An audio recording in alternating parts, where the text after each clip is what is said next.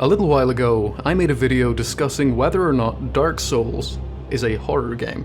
The conclusion I came to was, no, it isn't. Despite being very, well, dark, both thematically and visually, it's hard to lump it in with the others of the horror genre without some level of mental gymnastics for a variety of reasons. And this applies to Dark Souls 1 through 3, plus the related games of Demon's Souls and Elden Ring. However, there's one game missing from that list, not counting Sekiro because I haven't fully played it through and couldn't possibly comment, and that game is Bloodborne.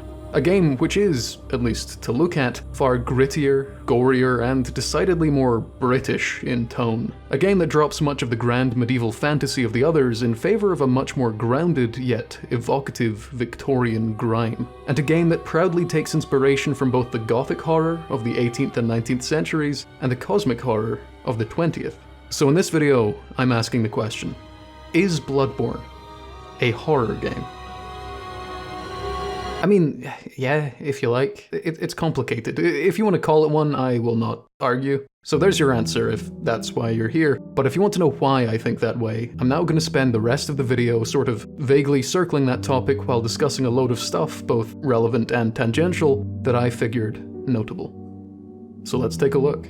For those unaware, Bloodborne has us taking the role of a hunter, a person meant to hunt and slaughter the once human beasts that now litter the bloodied streets of Yharnam, who have been corrupted into a state of impulsive violence by some mysterious blood-borne disease. Hence the name, making it maybe the least abstract title from the series. And we also, sort of incidentally, hunt and slaughter some cosmic tentacle gods if they get up in our grill, but that's a side gig. Despite the horrors going on, we've decided to come to Yharnam, as an outsider, to indulge in their seemingly miraculous healing abilities, which involve mysterious blood transfusions offered by the aptly named Healing Church that can cure or aid most any ailment. Yeah, it might seem odd to come to the blood transfusion city in amidst the blood-borne hell virus epidemic, but we're paid to slash baddies, not put two and two together. And if you were to play the game normally, this may be the be-all, end-all of your lore knowledge for the game. You may question why you're eventually slashing aliens to bits too, but it's a FromSoft game, you just accept that there's probably a good reason to. Hell, the game even opens by saying, "Pale blood, ah yes," or something to that effect, matching the classic FromSoft formula of, cryptic and hard to define plot device, as I'm sure you're aware. But, of course, there's a lot more going on under the hood, which I'll discuss in a bit. In this hunter's pursuit, we naturally come across some pretty nasty fellows, starting with some ailing townsfolk and moving all the way to some really ailing townsfolk. And so, we must create the poor bastard that will have to deal with all of this mess. Given that the game is set firmly in a Victorian-era type world, we create our character accordingly.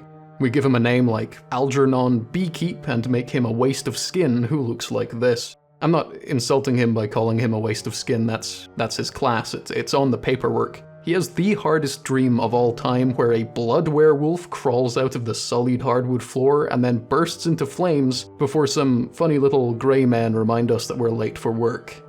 And then, the game begins. Unlike the other FromSoft games in the Dark Souls and Elden Ring series, the class we pick, be it Waste of Skin, Milquetoast, or some other withering insult, does not actually affect what items we start with, just our stats. And that's for two reasons. The first one is that we have impeccable dress sense by default and don't need to switch items, and the second is because the game doesn't immediately give us any weapons, which is especially notable when the first enemy encounter is with someone's grossly mistrained dog.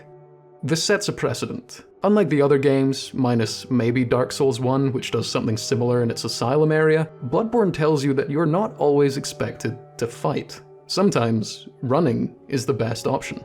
It's less of a power fantasy in that regard, at least for a few minutes. Unless you're willing to go all John Pertwee on their asses. The idea of fleeing danger has always been implicit in these games. Given how daunting many of the areas in the series are, you just sort of instinctively do it quite a lot when you're new to them. But I feel like Bloodborne really leans into that. There are a lot of areas in the game where they throw ridiculous amounts of shit at you, and not necessarily in a bad way. Areas like the Forbidden Woods, Nightmare of Mensis, and Old Yharnam especially, given the rather well-spoken man with a minigun, feel like they're meant to overwhelm rather than to be overcome. You can choose to play them slowly and methodically as others in the series, Dark Souls 2 especially, would encourage, and you can clear them out, but the gameplay of Bloodborne really suits fleeing quite well. And while not quite as extreme, that immediately makes me think of classic survival horror games. That's not a factor exclusive to the horror genre, but coupled with the visuals at play, it wouldn't be out of the question to evoke the likes of Resident Evil, Silent Hill, Pathologic, and really any other survival horror game which says, yeah, you can fight all of this, but you don't have to. You probably shouldn't. Scram! Is Pathologic a horror game? Let's not get distracted. That was my first impression, anyway, and it certainly changed as I grew used to the game, but there's a lot more to dissect here. The first thing you'll notice about the town of Yharnam is its style.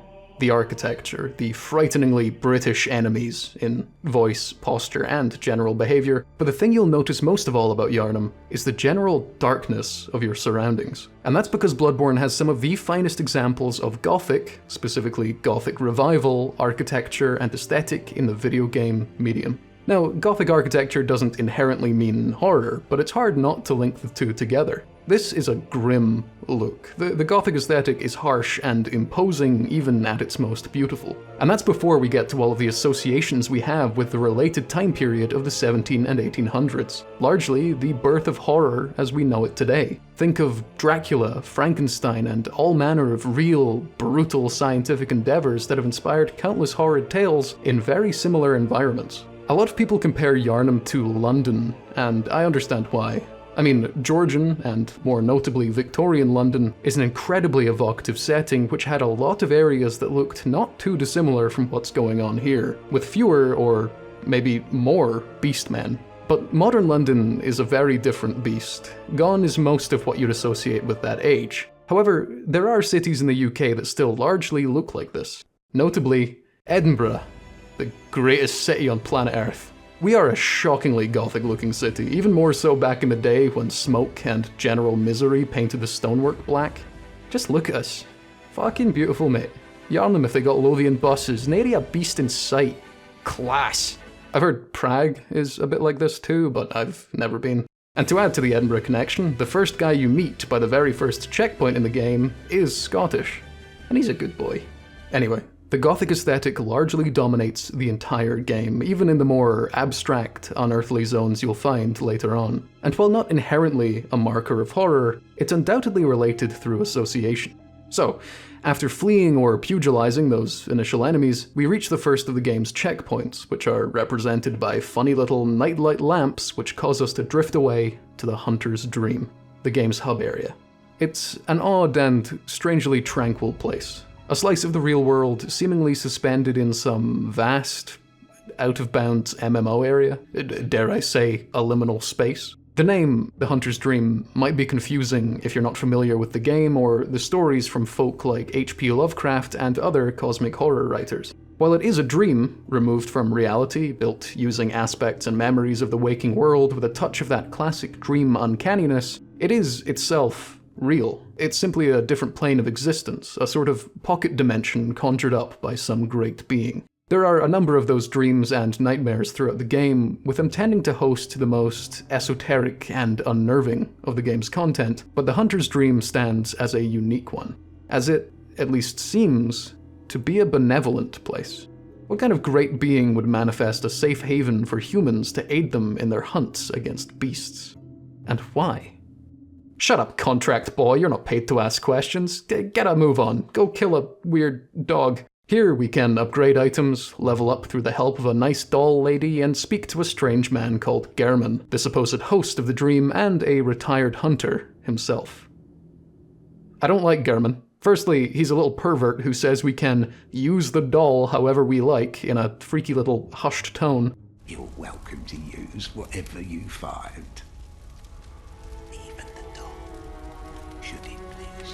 The doll just being a woman with strange joints, effectively, and I've got hypermobility, so solidarity, sister. And secondly, Gehrman?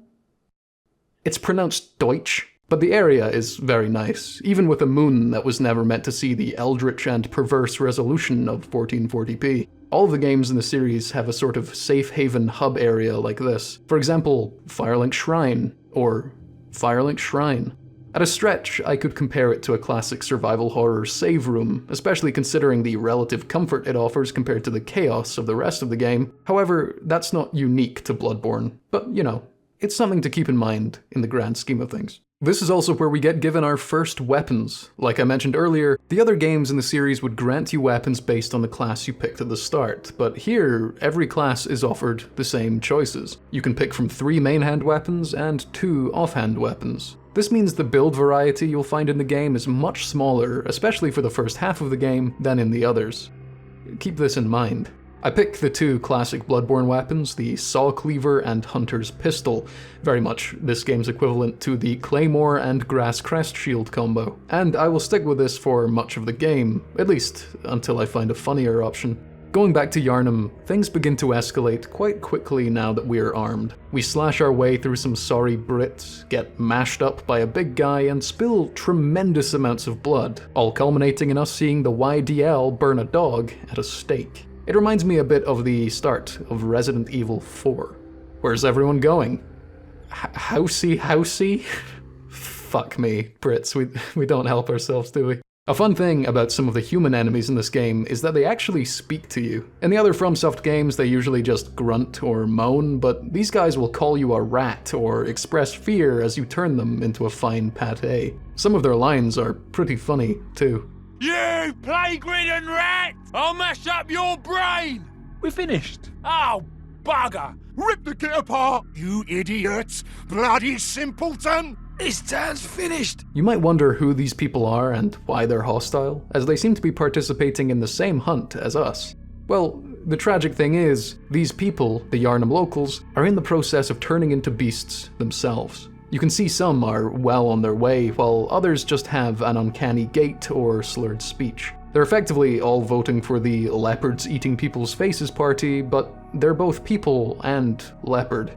What we don't know is if they're fully aware of their own transformations, or if they're too lost in the sauce to notice. Something to be noted, even at this early stage of the game, is how strong the atmosphere is. Yharnam, perhaps more than any other place in the FromSoft catalogue, feels lived in, and not necessarily in a nice way. One of my favorite parts of the whole game is that you can interact with relatively normal people who have locked themselves up in their homes, and you can do this by knocking on their doors or windows. It feels weird hearing people chat away as if the purge isn't happening outside their door, but that's kind of the culture here, and that fact is laid on hard and fast.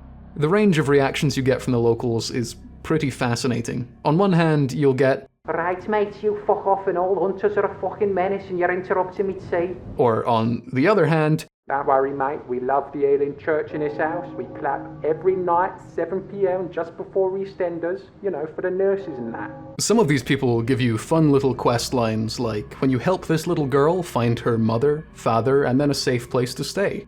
Her father killed her mother, you kill her father, and then a pig kills her. But at least you get a cute little ribbon to give to your horrid, ghoulish space baby companion, so all's well, etc. Some of my favorite parts of environmental storytelling here are the chained up coffins that are strewn all over the streets as we explore. Take what you will from their appearance alone, but in a world where people are turning into violent beasts and humanity is revered above little else, the idea of potentially burying friends and relatives before they die is haunting.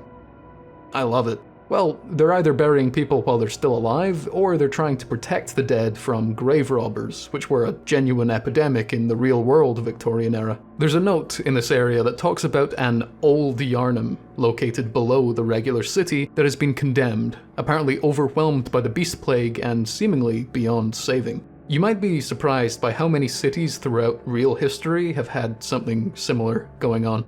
I'm trying really hard not to mention Edinburgh every 2 minutes, but come on. Also, I realize I only grazed over the little emaciated ghoul children that follow us around the game, and that's because they're not actually that big of a deal, weirdly. They like sitting by lamps and bartering with us. They sometimes give us gifts, but their position in the world and story is much smaller than you'd expect. Cute little freaks. There are 2 bosses at the end of this starting area. Father Gascoigne, a man driven insane by bloodlust, effectively embodying the classic werewolf horror archetype, and the other boss is the Cleric Beast, a one of those guys. Gascoigne is interesting because he's a proper hunter, not one of those amateurs patrolling the streets, meaning he is the first boss in the wider series to be able to fire a shotgun at you mid-fight. I think the werewolf similarity is often forgotten or sort of brushed past in discussions surrounding the game. I mean, fundamentally, the whole game revolves around the moon, and sick people turning into furry, gnashing maniacs at different stages of the moon's cycle. On top of that, enemies in the game that don't fit into the classic werewolf-esque category will usually fit into some other classic horror archetype.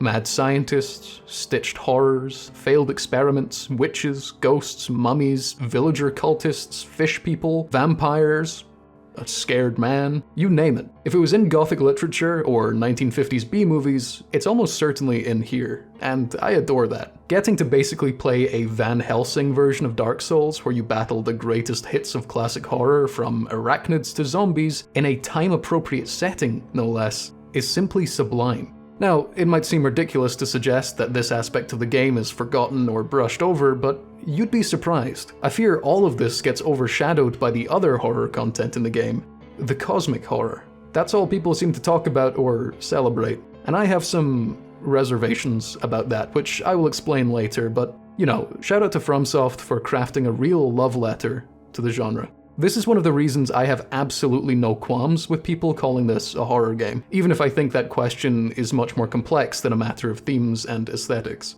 It's just got so much of that DNA, it's hard to distance it fully from the genre, no matter what. Now, some of you will correctly say that a lot of high fantasy media lifts these same character archetypes into their own worlds, and yeah, absolutely correct. But the strength of high fantasy settings, that being that you can add basically whatever you want to your stories, is also something of a weakness when it comes to horror content, especially. Because everything gets diluted by the rest of the stuff going on. Things lose a bit of their punch and identity when removed from the settings that support them. And more grounded fantasy, like Bloodborne, firmly keeps these horror elements in their element. They're allowed to thrive because they're not competing with gods or dragons or elves or mages or gnomes and so on. That being said, I'd love to see a gnome getting fucked up by a stray dog in a Yharnam alleyway. So, someone draw that. Anyway, now onto this lanky bastard, the cleric beast. He's an interesting fellow, one of the several bosses in the game with a spectacular musical theme that is rendered almost completely impossible to listen to given how often he's fucking screaming at you.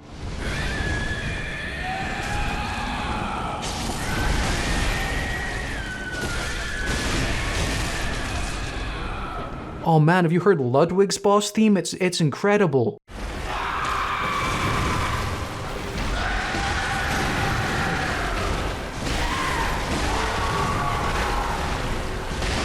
No, I have not. The lore of the cleric beasts is pretty interesting. It's implied, and fully shown in one case, that they were high-ranking members of the Healing Church, the institution behind the blood healing and a good chunk of the beast hunt, who were exposed to so much of the tainted blood over time, either through personal use or extreme violence against others, that they received some of the most intense bestial transformations.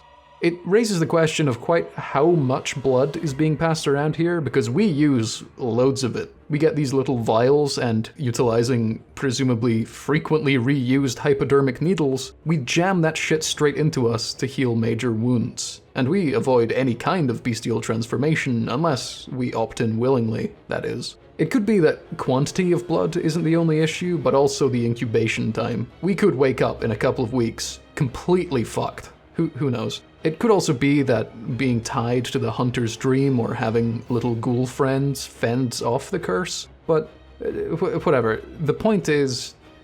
What was the point? I can't remember. Don't reuse hypodermic needles. I think that's where I was going with that. And after all of this, we reach an area called the Eden Chapel, not to be confused with Odeon Chatham, an equally esoteric place situated on Leviathan Way. Here, we can chat to a creepy little desiccated man who is, shockingly, a genuinely nice guy who just wants to help. I wonder how many people killed him, assuming he was a standard deceitful ghoul NPC. The actual deceitful ghoul NPC is in the woods later on. We can invite survivors of the hunt to stay in the chapel so they can throw withering insults at us, or alternatively, we can send them back to the area we started in to be turned into funny blue men. But I'm getting ahead of myself. The area around the chapel is called the Cathedral Ward, and it's a lovely place. It's much like the prior area, Central Yharnam, but with some creepy churchmen and a few giants. And here we can see how interconnected the world is. Yharnam is beautifully designed, with landmarks being scattered across the horizon pretty frequently, much like you'd find in Dark Souls 1, but in a much more dense way than back then. Unfortunately, a lot of the previous locations are very low resolution simply due to the hardware limitations of the PS4, but it's cool being able to track our previous movements through the town and see some hints for what's coming up, like the abandoned streets of Old Yharnam below and the distant windmills of the Forbidden Woods. That being said, the environments aren't always complete. There are certainly some areas they either didn't think about or simply hoped we'd never try to look at. Some examples of this are pretty funny though, like when this NPC tells us not to look beneath Eden Chapel. And I guess she's right to say that because if we do look below Eden Chapel, we see this. Very close to where I recorded this is one of the most infamous areas in the whole series. This little corridor, because at the end of it, next to this chest, is a door. A door you can interact with, which simply says, closed. Well, yes, I can see that, and unlike, to my knowledge, every other locked interactable door in the entire series, this door serves no purpose. There's no way to open it. This is the kind of perplexing design choice that drives people insane with speculation, which is perhaps why it was put here. That maddening search for answers is kind of key to the whole game. I didn't think this door would be my segue into cosmic horror, but here we are. Let's discuss what's going on under the hood of all this hunting business. Just as a disclaimer, like all of FromSoft's modern offerings, the story of Bloodborne is a little hard to fully parse. Most of the story is collected non-linearly via cryptic NPC interactions, item descriptions, visual storytelling, and the occasional cutscene. It's a bit like buying a desk from IKEA, but the instruction manual is missing, as are 60% of the parts, and the parts you do get are mostly hidden within various items of clothing in your and a number of other people's homes. That sounds like an insult, but it's not. I love it. It's created such a bustling and creative community around these games. That being said, take everything I'm about to say, and basically everything that literally anyone says about the lore of these games, with a pinch of salt. Because it's almost entirely just educated guesswork and a healthy dose of groupthink presented confidently. With that in mind, most of my understanding of the story comes from a mix of my own interpretation of events, as well as some significant parts flagrantly lifted from various lore YouTubers, as is tradition. So, despite the mysterious blood that cures and curses in equal measure being a totally adequate and compelling setup for the game in itself, there's a few extra layers to the story of Yharnam. Quite literally, because before the city as we see it now was constructed, and I believe even before humans inhabited the place, there was another civilization that lived in the area. The Pthumerians. They're like humans, but creepier. And we're potentially descended from the ones who survived. It's never stated, I believe. Who knows? And the Pthumerians, doing whatever it is they did, came into contact with some strange otherworldly beings. The Great Ones. Evidence of other planes of existence, evidence of what I'm sure looked like to them, gods. We don't fully know what the Great Ones are or how they work, but that's the point. They're eldritch creatures that allegedly eclipse our measly existences. The Pthumerians forged a bit of a seemingly symbiotic relationship with the Great Ones, as the Great Ones required the Pthumerians to breed as they are incapable of doing so themselves, and also had the Pthumerians watch over them and defend them as they slumbered. In return, the Pthumerians could use whatever powers and knowledge of the Great Ones they could get their heads around for their own purposes. Most notably, and most relevantly for us, with the blood of the Great Ones, which, stop me if you've heard this before, had miraculous healing properties among some various other boons. Similar to what's happening in Yharnam, this introduction of blood healing, while amazing at first, seemed to eventually lead to most everyone dying and their entire civilization collapsing. I don't know if the Beast Plague was at the center of that for them or not, but it was certainly present. And this collapse seemed to spread throughout various locations, giving that we can explore a few different biomes of absolute ruin, ranging from dark and creepy, to sandy and full of beasts, to blue and blue. So, shout out to humanity, the newest winners of the Fell For It Again award, because eventually humans discovered the remains of Thumerian civilization in vast underground tunnels and mazes. Then we stumbled across that miraculous blood, or perhaps some kind of derivative of it, and despite seeing what happened to the Thumerians, we decided to go and start meddling with it ourselves. The main area where this old blood, as it would go on to be called, was studied was a place called Byrgenwerth, which sounds vaguely Welsh. That, alongside the mention of space gods, makes it feel like they were foreshadowing Elden Ring even here. And the scholars of Byrgenwerth were just that, scholars, constantly in the pursuit of new knowledge and the expansion of the human intellect. So naturally, the Great Ones, whenever they became aware of them, became something of a focus. And so the study of the Eldritch began. One way or another, likely through experimentation, they actually figured out that the old blood was potentially extremely dangerous, and they even made it their motto: fear the old blood. So they stopped making slime tutorials with it and moved on. Until, of course, that old rascal Lawrence decided to pipe up. What a silly little guy. He said, this blood is cool and we should use it everywhere, all the time. And then he ran off to Yharnam to found the Healing Church, leading to the popularization of blood healing and a subsequent popularization of becoming a frightful dogman. And that leads us to now, when we came to Yharnam to get treated for our illness, despite the tragic fact that even with cosmic influence, herpes remains incurable. So yeah, the background to all of this gothic horror and all of these werewolves and vampires and whatnot is a long history of people meddling in the affairs of cosmic beings beyond their understanding. But we're not done yet, because the ultimate goal of both the Healing Church and the Byrgenwerth scholars was to ascend humanity to the levels of the Great Ones, and they both took some pretty extreme measures in doing so. In other words, the slime tutorials actually did continue, and as we can see from these fellows, they worked entirely too well. Lawrence and the Healing Church not only did a lot of experimentation on people with and without blood, but they also had something of a pet Great One by the name of Abriatus. A Great One, or something close to a Great One, left behind when the others ascended, whatever that entails, during or even before the time of the Thumerians. And being able to commune with Abriatus gave the Healing Church incredible abilities, like being able to turn people into frightening, rabid brain suckers and underwhelming mushroom people. Byrgenwerth, on the other hand, sought a different path to ascension: pure insight. Their leader, Master Willem, thought that what humanity really needed in order to achieve the majesty of the Great Ones was to have more eyes. Literally, their goal was to line the brain with eyes in order to perceive more of the eldritch world. And getting more eyes gave the Byrgenwerth scholars incredible abilities, like being able to turn people into frightening rabid flies and whatever the fuck this thing is. Unlike the church, which had its Great One stand in with Abriatus, Byrgenwerth actually succeeded somewhat in elevating a human to a quote-unquote higher level, that person being Rom, the vacuous spider. Yeah, great job. And then there was a third group, the School of Mensis. Originally a subset of the Healing Church, I believe, they're just a bunch of ultra-zealous freaks who live in a dream and deify the Great Ones even more than the other two factions.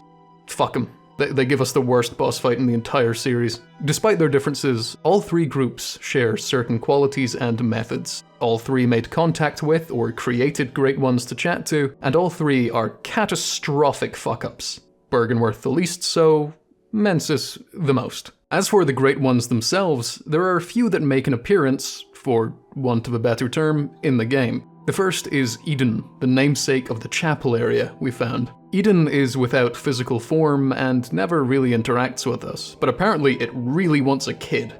And that's its whole deal. The second is Mergo, a young Great One, by all accounts. Mergo never physically appears to us either, instead appearing as a distant infant's cry, until we encounter its wet nurse in the form of one of the game's final fights. It's implied that Mergo is the child of another Great One, plus the final Thumerian queen, who was called Yharnam, which itself is full of implications and I just want to double check that you're still with me, because there's a lot going on here. If you've got any questions about the lore, I'll link some videos from the likes of Smotown and Vatividya and the Brothers Code, because they have much more detail, but keep in mind, we don't actually definitely know much of what's happening. I'm just giving you the basics, and yes, this is what the basics sound like. The third great one we know is one called Cause, or as some say, Cause, the big dead fish thing, and that's the focus of the game's DLC, but the most important thing to know about Cause is that it's dead, and it, or its rather upset orphan child, are not happy about that fact in the slightest.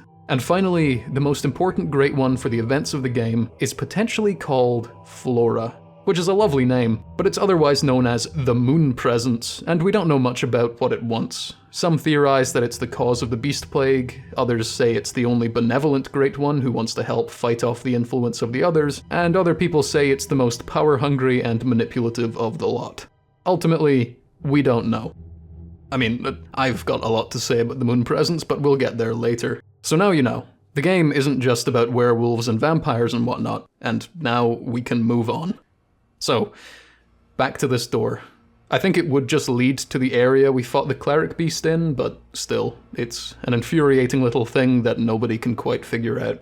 Moving on, we get down to Old Yharnam. It's a creepy place. Unlike the streets above, which had some remnants of humanity, there's almost none to be found here. The buildings are decrepit, littered with burning pyres and crucified horrors, with plumes of smoke that hide all manner of beastmen and wolf things. Plus some scary guys in robes, and quite a few creatures that scream very often, needlessly so.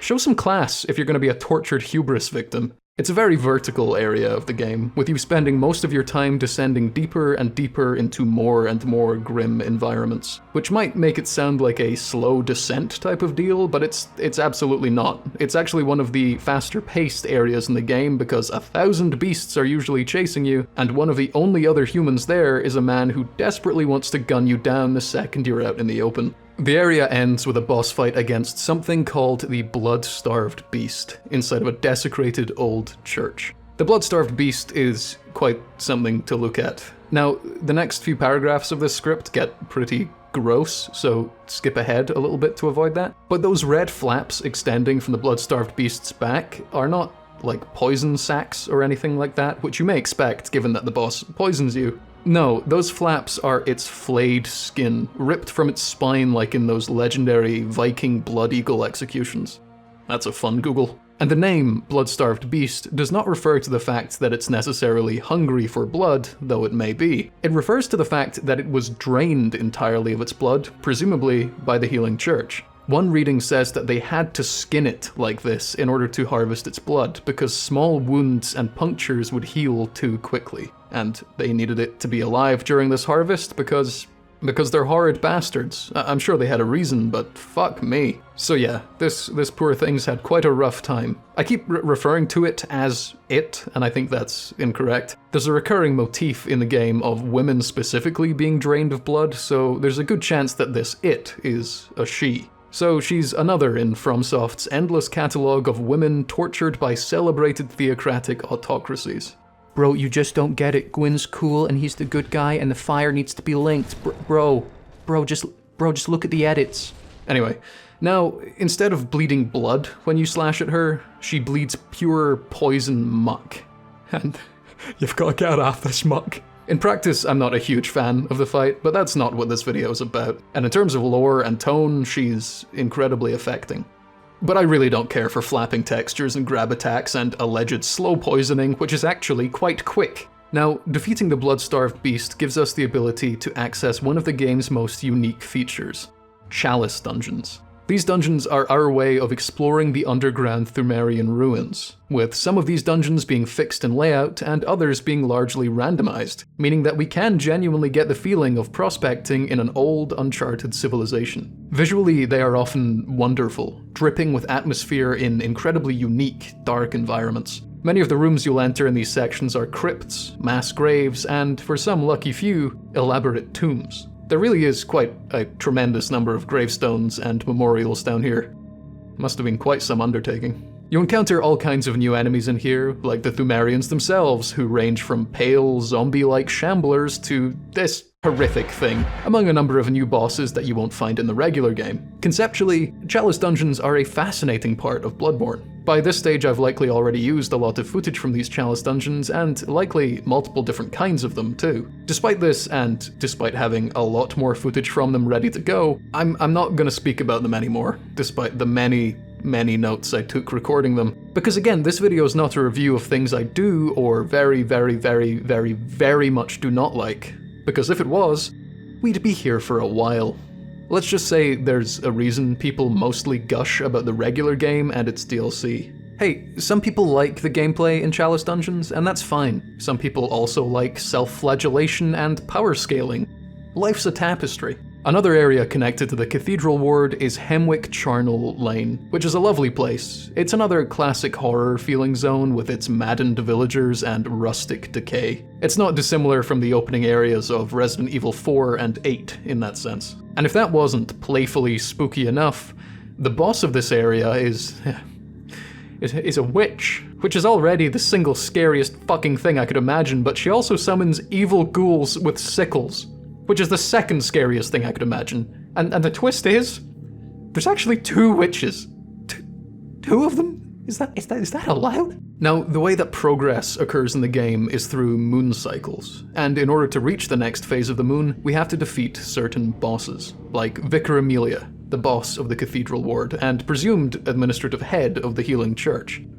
She's seen better days. It says quite a lot about the state of Yharnam that the de jure leader of the church is now one of the crazed beasts that they both incidentally create and institutionally hunt, much like the cleric beast we saw before. It suggested that there have been many hunts in the past, implying that the church and humanity have always, at least largely, survived the waves of beasts that appear every so often. But if the church itself is now this, for want of a better term, fucked, maybe this hunt isn't quite the same as the others, because even if we succeed, whatever the criteria for that is, things won't be the same come the morning. So we kill her, and the moon moves on to its next phase, which changes many of the zones. Some in small ways, and others in pretty big ones. Now, from this point on, I'm going to stop walking you through every area, because chances are you get it. The game is dark, and most of the zones have a clear horror theming to them, if not something adjacent.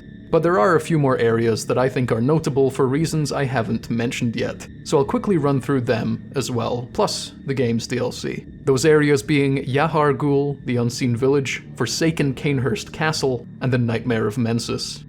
Come to think of it, maybe those names speak for themselves. Those are the kinds of places that get announced on the long train to Glasgow. Christ. Sometimes in the game, you'll encounter these fellows. Big sack men. Potentially a nod to Bloodborne's PlayStation exclusivity. And if you let them batter you, they can kidnap you and chuck you in jail. That's clearly where their jurisdiction ends because the jail cell isn't locked. That's someone else's job. Maybe that gnome that got mauled by someone's Labrador. The jail area leads to 2 different places. One way will take you to someone's larger, more electrified Labrador, and the other will take you into Yahar'gul, the Unseen Village. It's a bit of an insult to call this place a village. I suppose it is actually lacking a train station and a Morrison's, so I guess it qualifies. It's also a bit of an insulting name because I can see it. It starts off very strong by showing us a mummified child in some kind of Faraday skull cage. A little bit grim and foreboding to see, especially because they're doing that to me next week. This is one of the areas that is most affected by the moon progress throughout the game. When you first come here, which is totally missable and optional, it's pretty pedestrian. There's dogs, pigs, some little ghoulish fellows, nothing too crazy. The strangest thing around is this dog that somehow managed to lock himself in a cage and then turned it into a trend for some reason. But when you come back later on, oh good lord. Bone golems in crates shooting goo at you, weird glowing statue bodies in the middle of the street, and I don't know how to accurately describe what's going on with these corpses, both adult and child, being melded into the brickwork of these buildings. I might be able to figure it out if it weren't for these incredibly ominous disembodied whispers interrupting me. And that's not even mentioning the frightful witches summoning the dead a few levels above us. Oh, and the amygdalas. You may have seen a couple of these horrific, spindly fellows in the footage I've used so far, I'm not sure, but I've tried to avoid talking about them until they became relevant. So, there's a stat in the game called Insight. Insight increases when you discover a new area, encounter a new boss, or see something particularly strange or disturbing. It doesn't do a tremendous amount to you, other than lowering some defenses for status effects, and it can also be used to purchase certain special items back in the hunter's dream. But at certain levels of insight, you begin to see things. Things that can range from enemy designs changing ever so slightly, to being able to see the amygdalas. And that can be startling when you realize that quite a few of these fellows have been stalking you throughout the entire game, completely invisibly. What do? Just kind of watch you, mostly. But sometimes they'll pick you up if you stand in the wrong place, so watch your step. I'm not certain if they're considered great ones in themselves, but they're certainly related. They're frightening and powerful cosmic beings that have a much greater physical presence in our world than any other, shown best in Yahar'gul, where they're all over the shop. And they like to shoot lasers at us. Their name is interesting, because as many of you will know, the amygdala is part of the human brain, specifically the part that processes fear. It also helps with other things like general emotional regulation, habit forming, and memory, but it's mostly associated with fear, one of the most basic and important aspects of both humanity and beastdom at large.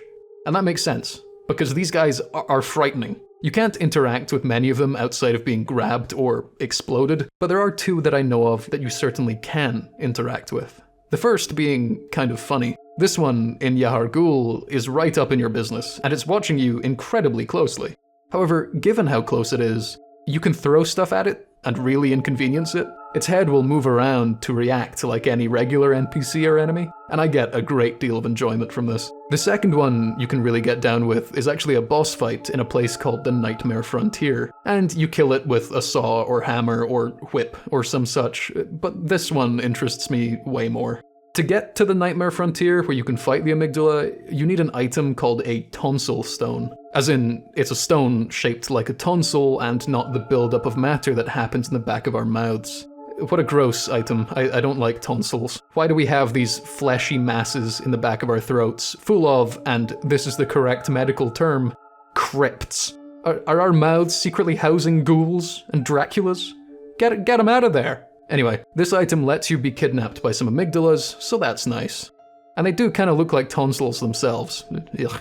Just quickly on the topic of insight and accessing the incomprehensible. When people think about what an incomprehensible horror might be, they often think of one of two things. Either something so complex it, for whatever reason, leaves you insane in your attempt to figure it out, or, alternatively, something literally out with comprehension, so therefore not really worth worrying about. But there is a middle ground. Things that are beyond our full understanding that we can still get a vague approximation of based on what comprehension abilities we do have.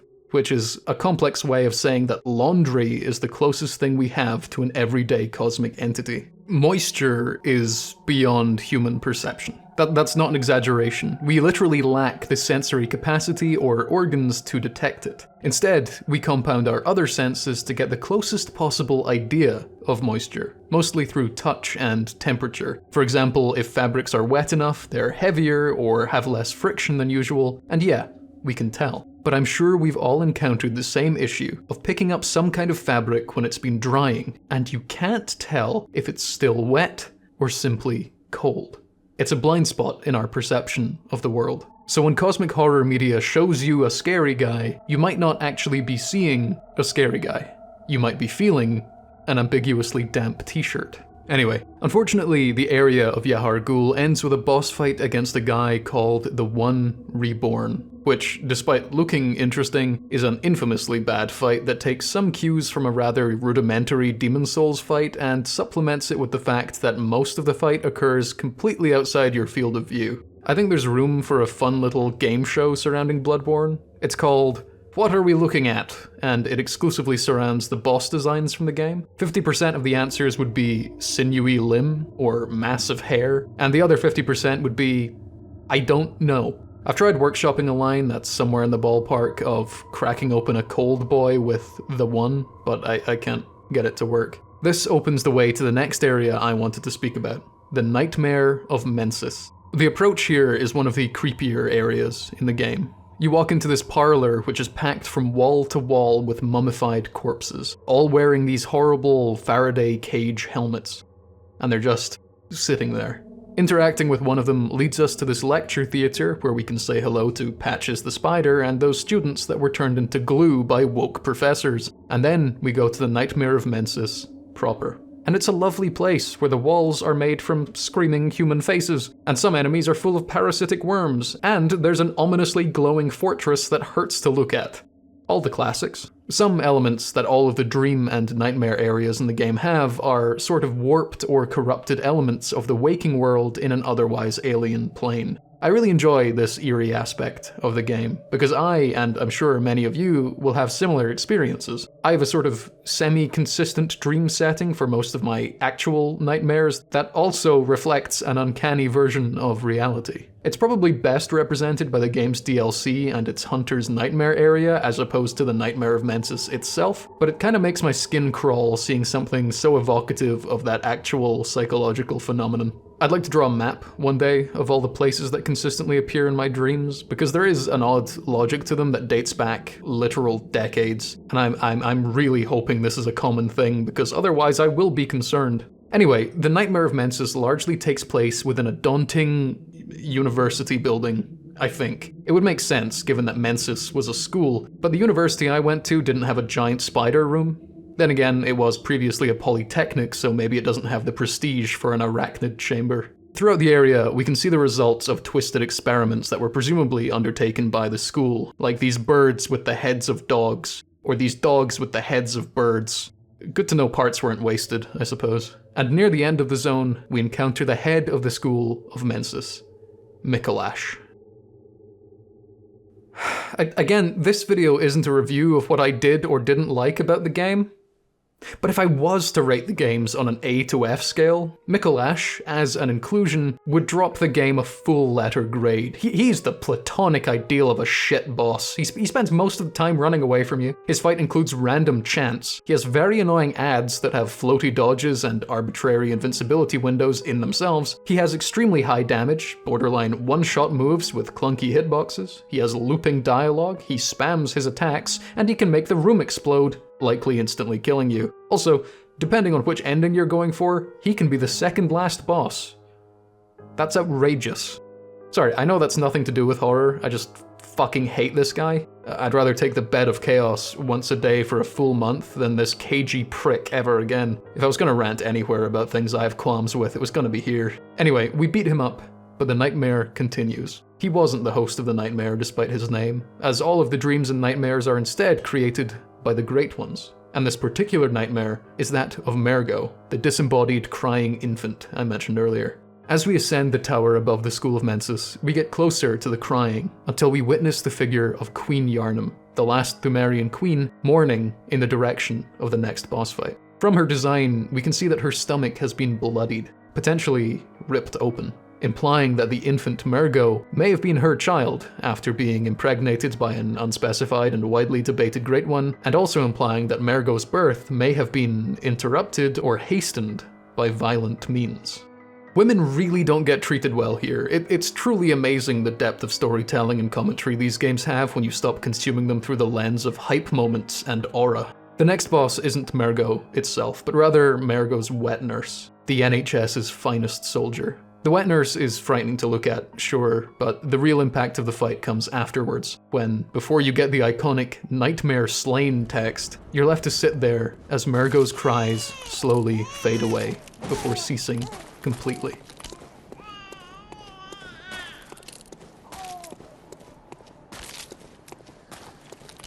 What have you done?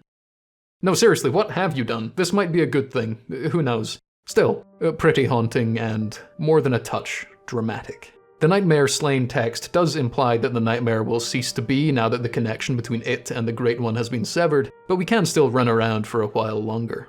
In doing so, I found something I had genuinely never seen before, despite having played this game many times over near enough a decade. And that was a little elevator that seemed out of place in the library section of the school area. I got on it and it started bringing me down. Which is odd, as this is one of the lowest parts of the tower. And it kept going, leading me into an empty, black void. I had no idea what this is all about, but it kind of creeped me out. But remember that ominous glow that the building had? The one that hurt to look at? Well, that was caused by a big eye-ridden brain that was chained up to some horrific torture shaft. We've all got one of those, that's fine. But here you can pull a lever to cause the brain to fall out of sight and stop bothering you. And for years, I thought that was the end of it. But no. It turns out that this frightening void area is where the brain falls to. And it just sits here, emitting strange sounds and staring us down. The eyes even follow you around as you inspect it. It's kind of horrible. I love it. And when you kill it, because, you know, a hunter must hunt, it explodes so violently that the void begins raining blood. I like that a lot. The existence of this may be common knowledge to most Bloodborne players, but this was entirely new to me, and I genuinely got the shivers discovering it. But now, onto one of the most unique parts of the game. Forsaken Castle Cainhurst. This place rocks. It's a snowy Dracula castle full of weird bugs and gargoyle-like fellows and various other unpleasant creatures with little in the way of cosmic horror muddying matters. The whole area feels like one of FromSoft's DLC offerings, but it was included in the base game. Maybe I just think that way because of Dark Souls 2 and 3's snowy DLCs, but also the way you access this place is pretty obscure. You've got to find a hidden entrance to a place called Yosefka's Clinic to simply get an invite here, and then you need to catch a haunted cab in an area you've almost certainly out-leveled. So yeah, one of the coolest parts of the game is entirely missable, as is tradition. One of the game's NPCs, a walking encyclopedia named Alfred, who definitely won't lose his mind, All mangled and twisted, with every inside on the outside for all the world to see. makes it clear that he's been looking for this castle, and he's clearly having some difficulties with that. This, coupled with the cutscene, which implies some amount of travel to get there, gives the impression that this is a super far away place, remote and alone. But you can see it from Yharnam. It's like 2 miles away, if that. A walkable and or swimmable distance by athletic hunter standards. There's some real classic spooky Scooby-Doo behavior to this place. The portcullis and entrance hall doors open by themselves, and when you go into the hall, you're not met with enemies, just servants quietly weeping to themselves as they desperately try to keep everything clean, presumably due to some draconian masters. And holy shit, look how quickly they scrub. Also, never mind, there are enemies here, and they are ghosts. Screaming ghosts with knives. I adore this place. It's likely my favorite part of the whole game. It feels quite different to the rest, being more in line with the other games in the series in some ways, like the apparent time period and fantasy-ness. It's especially like Dark Souls 2 in some aspects, and I mean that in a good way. It's also reminiscent of Castle Domitresque from Resident Evil 8, because of the snow and the women. I don't know why it took me to this point in the game to realize that this is the only one in the series not to include bleeding as a status effect. How odd. I guess it's the norm. That's not to say that blood isn't weaponized, it very much is. There's a whole stat called Blood Tinge, which empowers certain blood-related weaponry, like our guns. Our guns fire something called Quicksilver bullets, a play on the classic werewolf/vampire hunting tool of silver bullets. But Quicksilver is also a real thing. It's just another name for mercury. And no wonder these bullets kill people. Mercury poisoning is no joke. However, we can also use our own blood as bullets at the cost of some health, which is hardcore and quite grim. Remember, if it's normal to weaponize blood, you're in a frightening setting. If it's Norman to weaponize blood, you're in Death Stranding. And speaking about Death Stranding, let's discuss the game's DLC, one of the strongest parts of the whole experience, and perhaps one of the best insights we get towards the concept of Great Ones and their place in the cosmos. Much like the Nightmare Frontier area, the Hunter's Nightmare, the setting of the DLC, is accessed by being kidnapped by a long-armed bandit. Unlike the other dreams and nightmares, this one seems far more grounded in reality. The initial starting area is clearly very reminiscent of the Cathedral Ward, with much of it being fully intact. Albeit here it's daytime and with a lot of miscellaneous environmental obstacles and repathing. It's like the Great Ones went nuts with the terrain tools in their Sims worlds. But the deeper we go in, the darker things get. I mean, we don't need to go that far until the floor ends up being made of writhing, skinless humans desperately clawing at their surroundings. Weirdly, it's taken me a number of playthroughs to really notice them. I mean, I saw them before, but I didn't really register what they were. I reckon the game's pace doesn't leave a tremendous amount of time for pondering, but that might just be me. Someone threw a snail man at me. The first boss here is Ludwig, who I briefly spoke about earlier and he briefly screamed about earlier. He's an excellent boss, many people's favorite in the entire game, and I understand why. Mechanically, he's a lot of fun, but he's also got some really grim design choices going on. If you've seen the movie Annihilation, you'll remember the bear from that. Ludwig reminds me of that bear, with the human features melded horrifically into animal matter. Except he's a legally distinct horseman, so we're golden. Also, if you've seen Annihilation, the writer and director of that is the same guy making the Elden Ring movie. He also wrote 28 Days Later, 28 Years Later, 28 Years Later, The Bone Temple, and not 28 Weeks Later. Color me excited. On top of his excellent design and overall quality as a boss, Ludwig is found in a disgusting blood sewer with more corpses than you should shake a stick at. Come on, stop shaking that stick, it's disrespectful. Following his fight, we reach the research hall, and this is by far one of the most distressing areas in the game. In the past, I've mentioned how fucked up the Duke's archives from Dark Souls 1 was due to the inhumane, brutal experiments being done on people.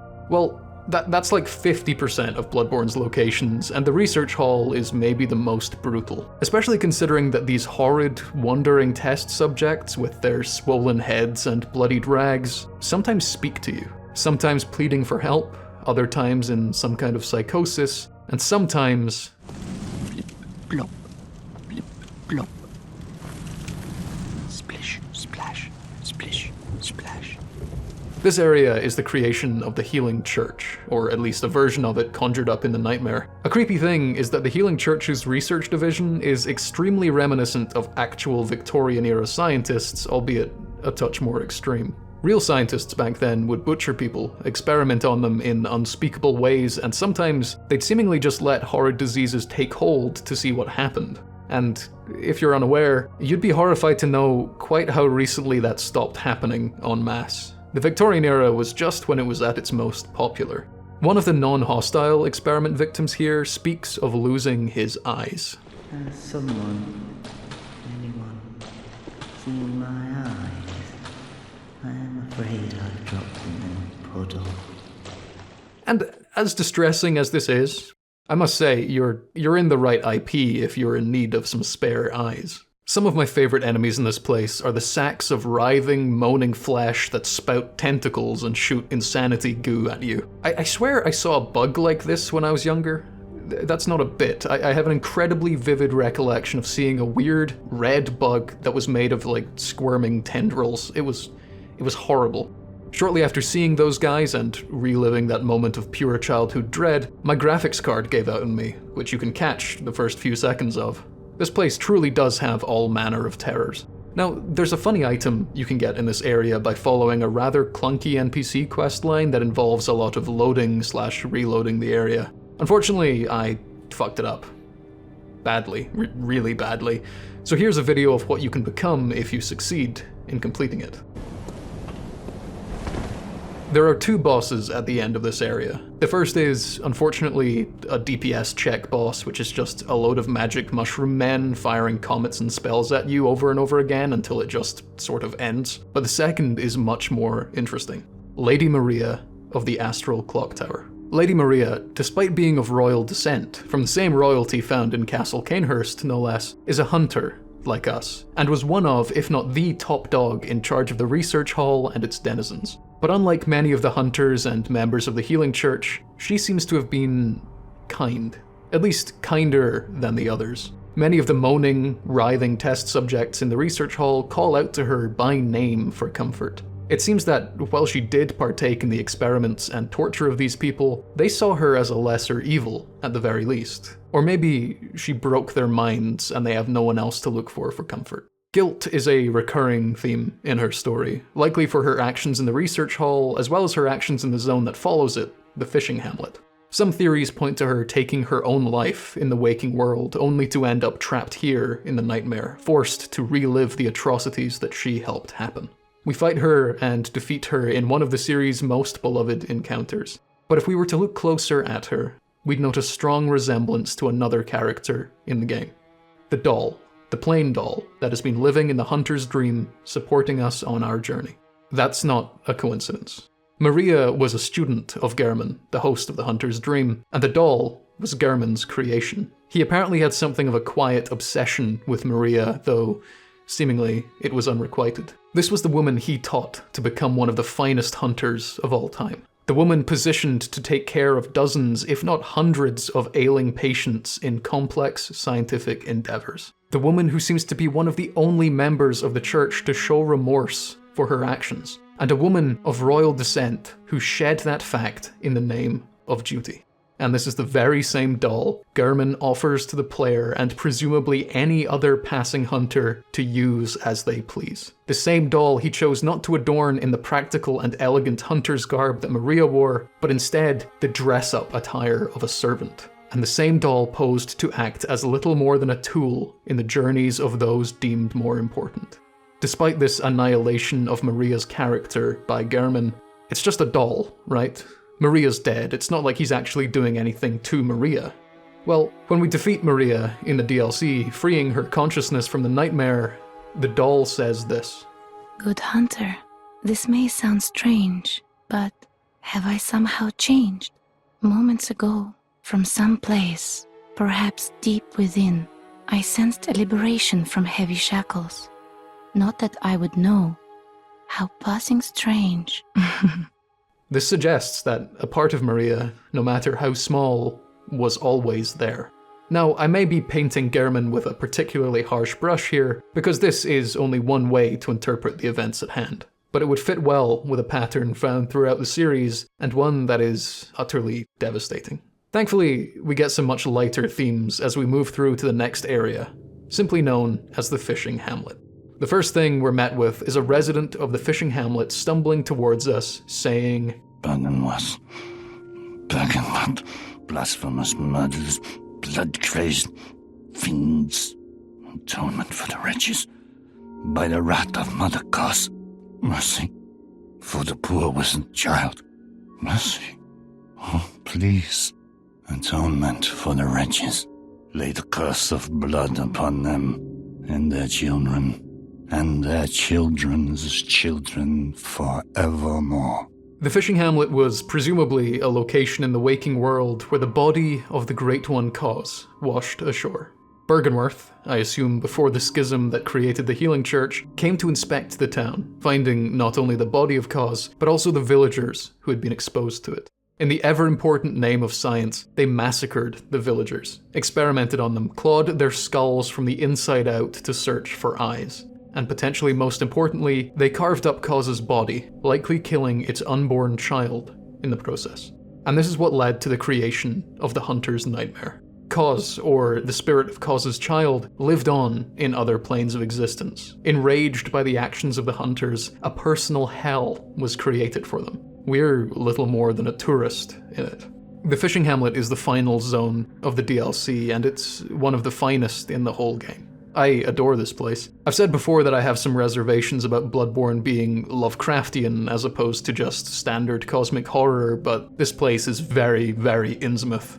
But like, way more fucked up and quite a bit more rural. There's a lot of classic enemy designs here. Fish people, shark giants, barnacles, and some lovely New England weather, which is shockingly like Old England weather. And it's quite unlike the rest of the game, both visually and in terms of the threats you encounter. You get invaded by another hunter several times, which, despite being a series staple, I don't believe happens anywhere else in this game. People throw javelins at you, cast lightning spells, a far cry from the guns and claws you might be used to.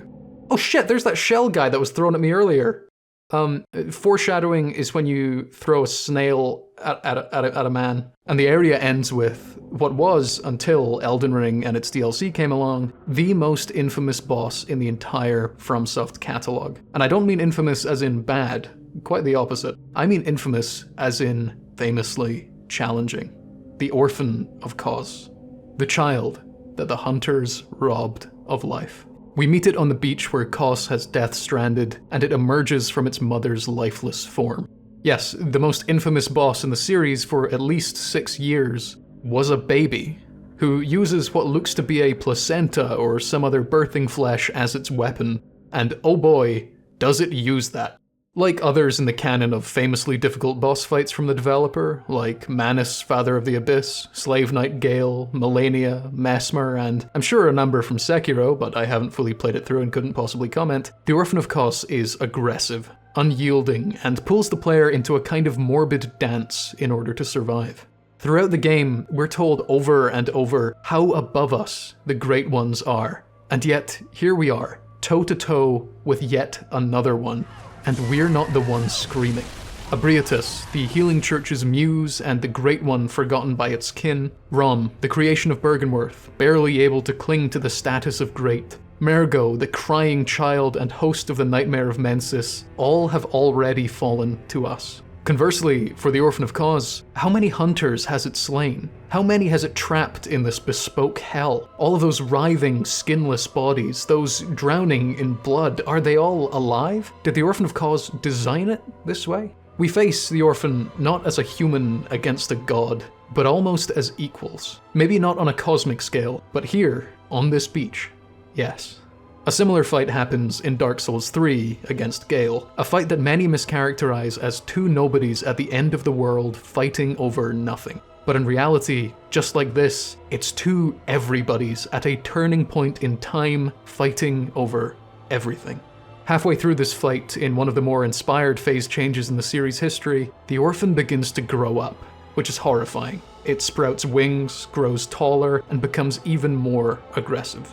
And the question becomes, how strong could it possibly be at its full potential?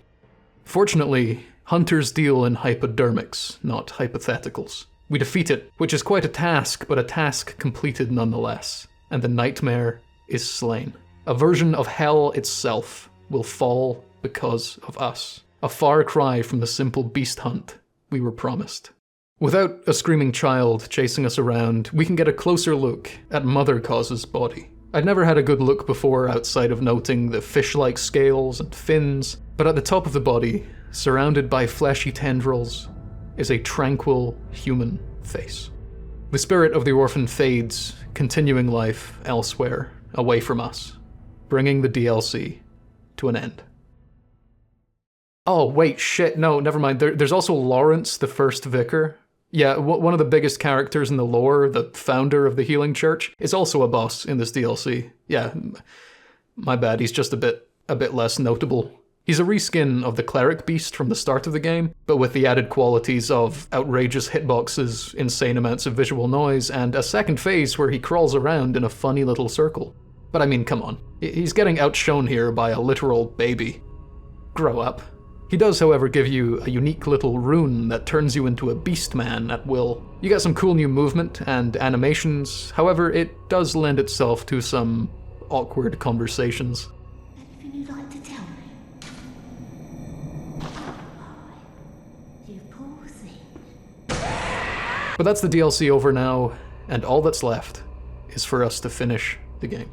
There are 3 possible endings to choose from once you've beaten Mergo's wet nurse, and all 3 require you to head back to the hunter's dream. The first is to accept that the hunt is now over. Your goal, however nebulous it seemed at the start of the game, was complete with the silencing of Mergo's cries. If you choose this, Gehrman kills you, severing you from the dream, leaving you to awake in the real world with no recollection of what happened on this long night. As far as endings go, that's not terrible. You've achieved your goal, you likely saved a lot of lives in the long run, and you got your blood healing. What happens next, though, is uncertain. Will you fall to the beast plague? Will the hunts continue? We don't know.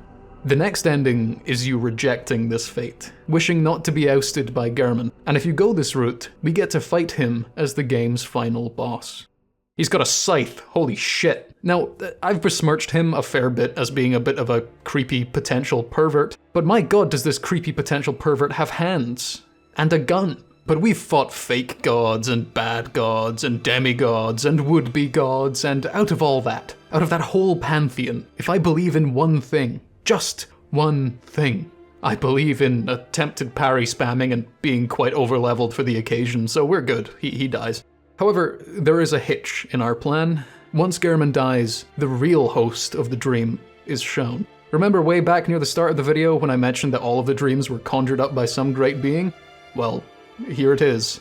The Moon Presence. The great one that has been following our every move, giving us a place to rest and empower ourselves, puppeting Gehrman as a way to encourage newcomers to continue the hunt. And this reframes the entire game, because why would a Great One want to support us? Our goal in the hunt was already unclear. It seems like we were meant to fight against the beasts, yet along the way we got sucked into fighting the Great Ones, their supporters, and ended up destroying at least 3 different nightmare realms. We banished Abriatus, Rom, Mergo, and Amygdala, and the Orphan of Cos. Why would the Moon Presence want that? Is that what the hunt was really for? Not to protect humanity from beasts, but to eliminate the competition? The truth is, we don't know. All we do know is that if we defeat Gehrman, we get puppeted as the next alleged host of the dream, guiding new hunters as they appear. The Moon Presence dominates our mind, and our story ends.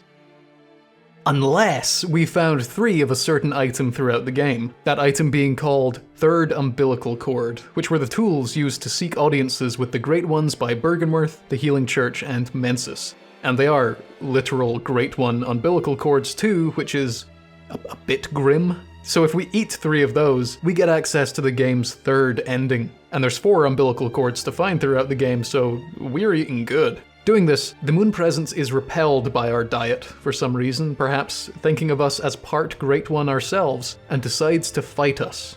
And then the Moon Presence quickly stops being quite so present.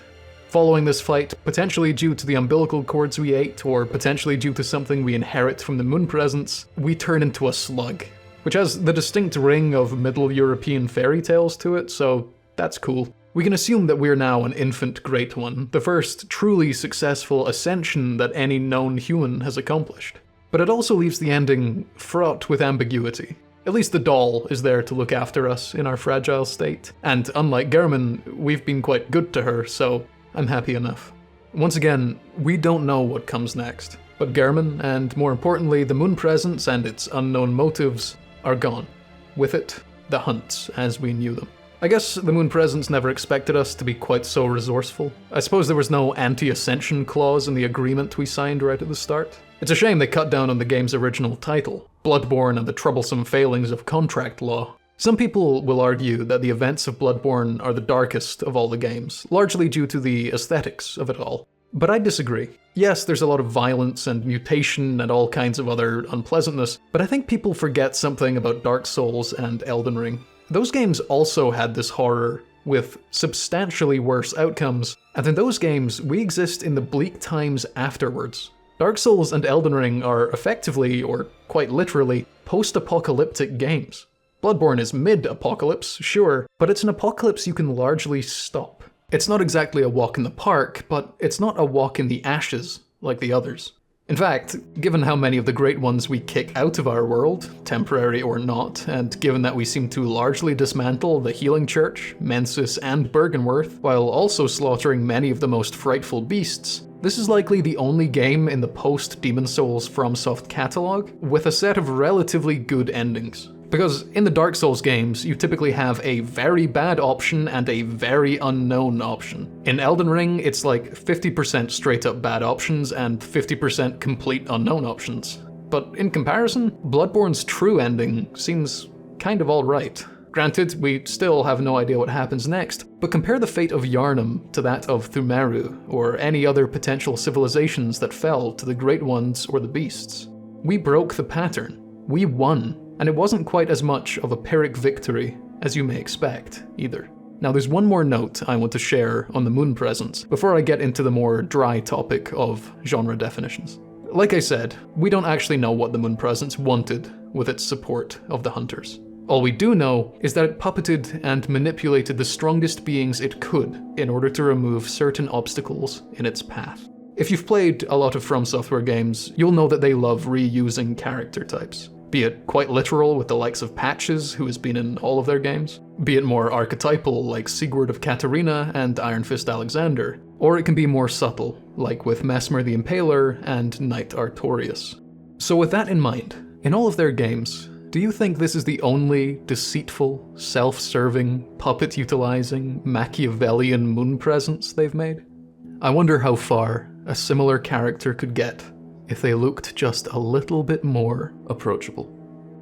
Now, let's talk themes. I mentioned in my video about Amnesia: A Machine for Pigs that I'd be talking more about the novella The Strange Case of Dr. Jekyll and Mr. Hyde in this video, and that's for good reason. It's perhaps the best representation of this game you'll find in classic literature. For those unaware, the novella, written by a good Edinburgh boy, Robert Louis Stevenson, revolves around a brilliant scientist, Dr. Henry Jekyll, and a brutish thug, one Mr. Edward Hyde.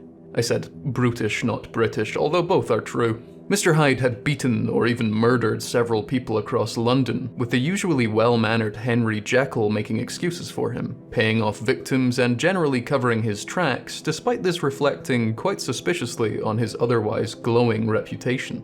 Until eventually, Mr. Hyde is found dead within Dr. Jekyll's laboratory, wearing Dr. Jekyll's clothes. It's then uncovered that the two men were actually one.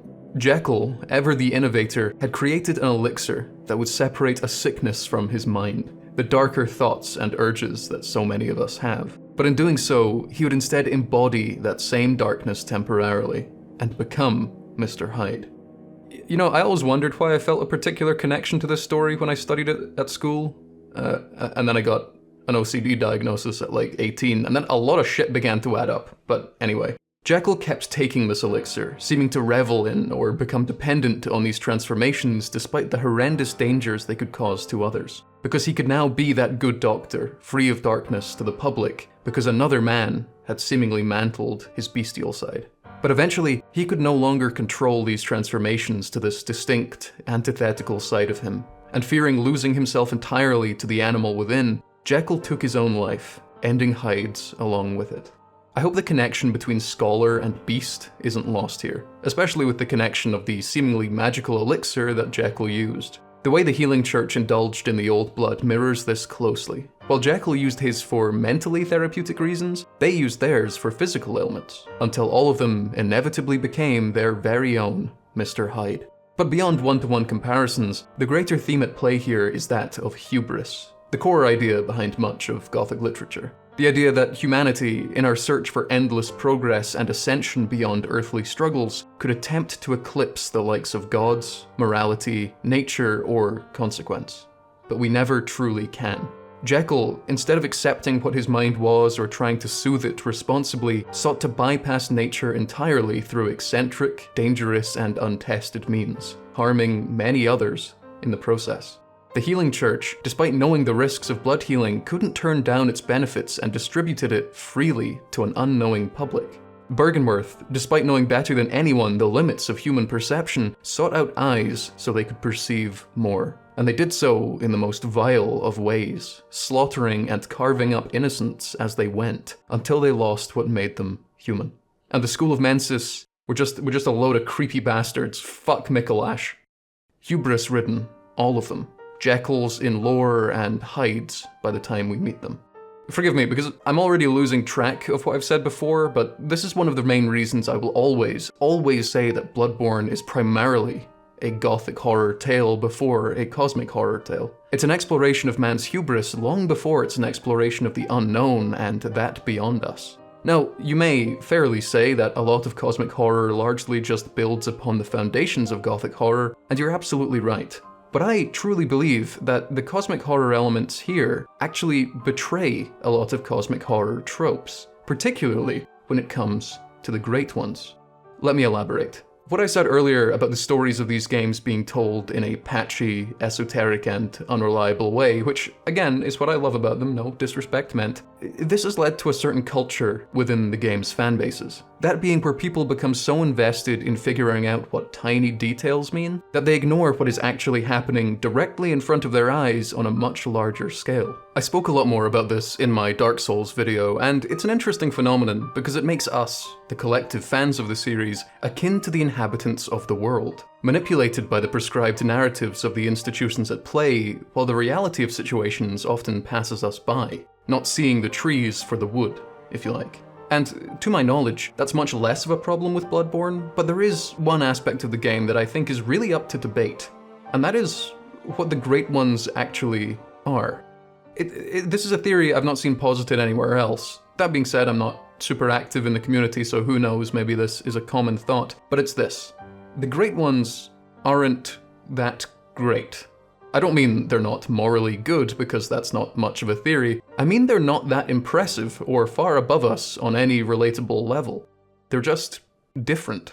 Now, the issue with trying to discuss Great Ones or any other kind of multi-dimensional, multi-whatever, transcendental cosmic being is that as soon as you try, someone very condescending on Reddit will tell you there's no point in even trying to figure them out, they're beyond lowly human reason. And don't get me wrong, that's true for many, if not most, cosmic horror entities, but in Bloodborne they're not quite written the same way. As far as I'm concerned, there are two ways to tackle the apparently incomprehensible. You can attempt to tackle it on their terms, which usually involves submitting immediately, giving up on even attempting to figure them out, and blindly accepting their apparent superiority. Or alternatively, you can accept that aspects of them are out of reach, and instead hone in on the parts that aren't. We're so busy trying to conceptualize the planes of existence they could be inhabiting that we fail to remember the only one that really matters. Ours. So let's ditch the purple prose, frightened second-hand anecdotes, talk of potential and theoretical, and the poetic ramblings of the indoctrinated. And instead, let's get empirical. The relationship they had with the Pthumerians, and later us, shows that we can have some kind of symbiotic relationship. Or is that right? Because what we got out of that deal was the Old Blood, which, yes, was a medical marvel beyond our time, but with so many drawbacks that it can destroy civilizations. Meanwhile, from us, the Great Ones get to breed and continue their kind. They need us, not the other way around. In fact, they almost exclusively seem to hurt us. They're not symbiotes, they're parasites. Parasites that have tricked us into worshipping them. So we can already establish that they're not unfathomably far beyond our puny little human lives because they're inherently anchored to us or similar beings, because we're part of their reproductive cycle. But then there's the matter of their enormous minds and intellects that are entirely foreign to us. They don't care about us, right? Or is that just something that's been said so much we now believe it to be true? Because for creatures with seemingly unknowable intentions well above our station, they sure do get pissed off at supposedly lesser beings quite a lot. Cause's whole story is that they were so enraged with humanity, so insulted by our acts, that a version of hell was made to torture us.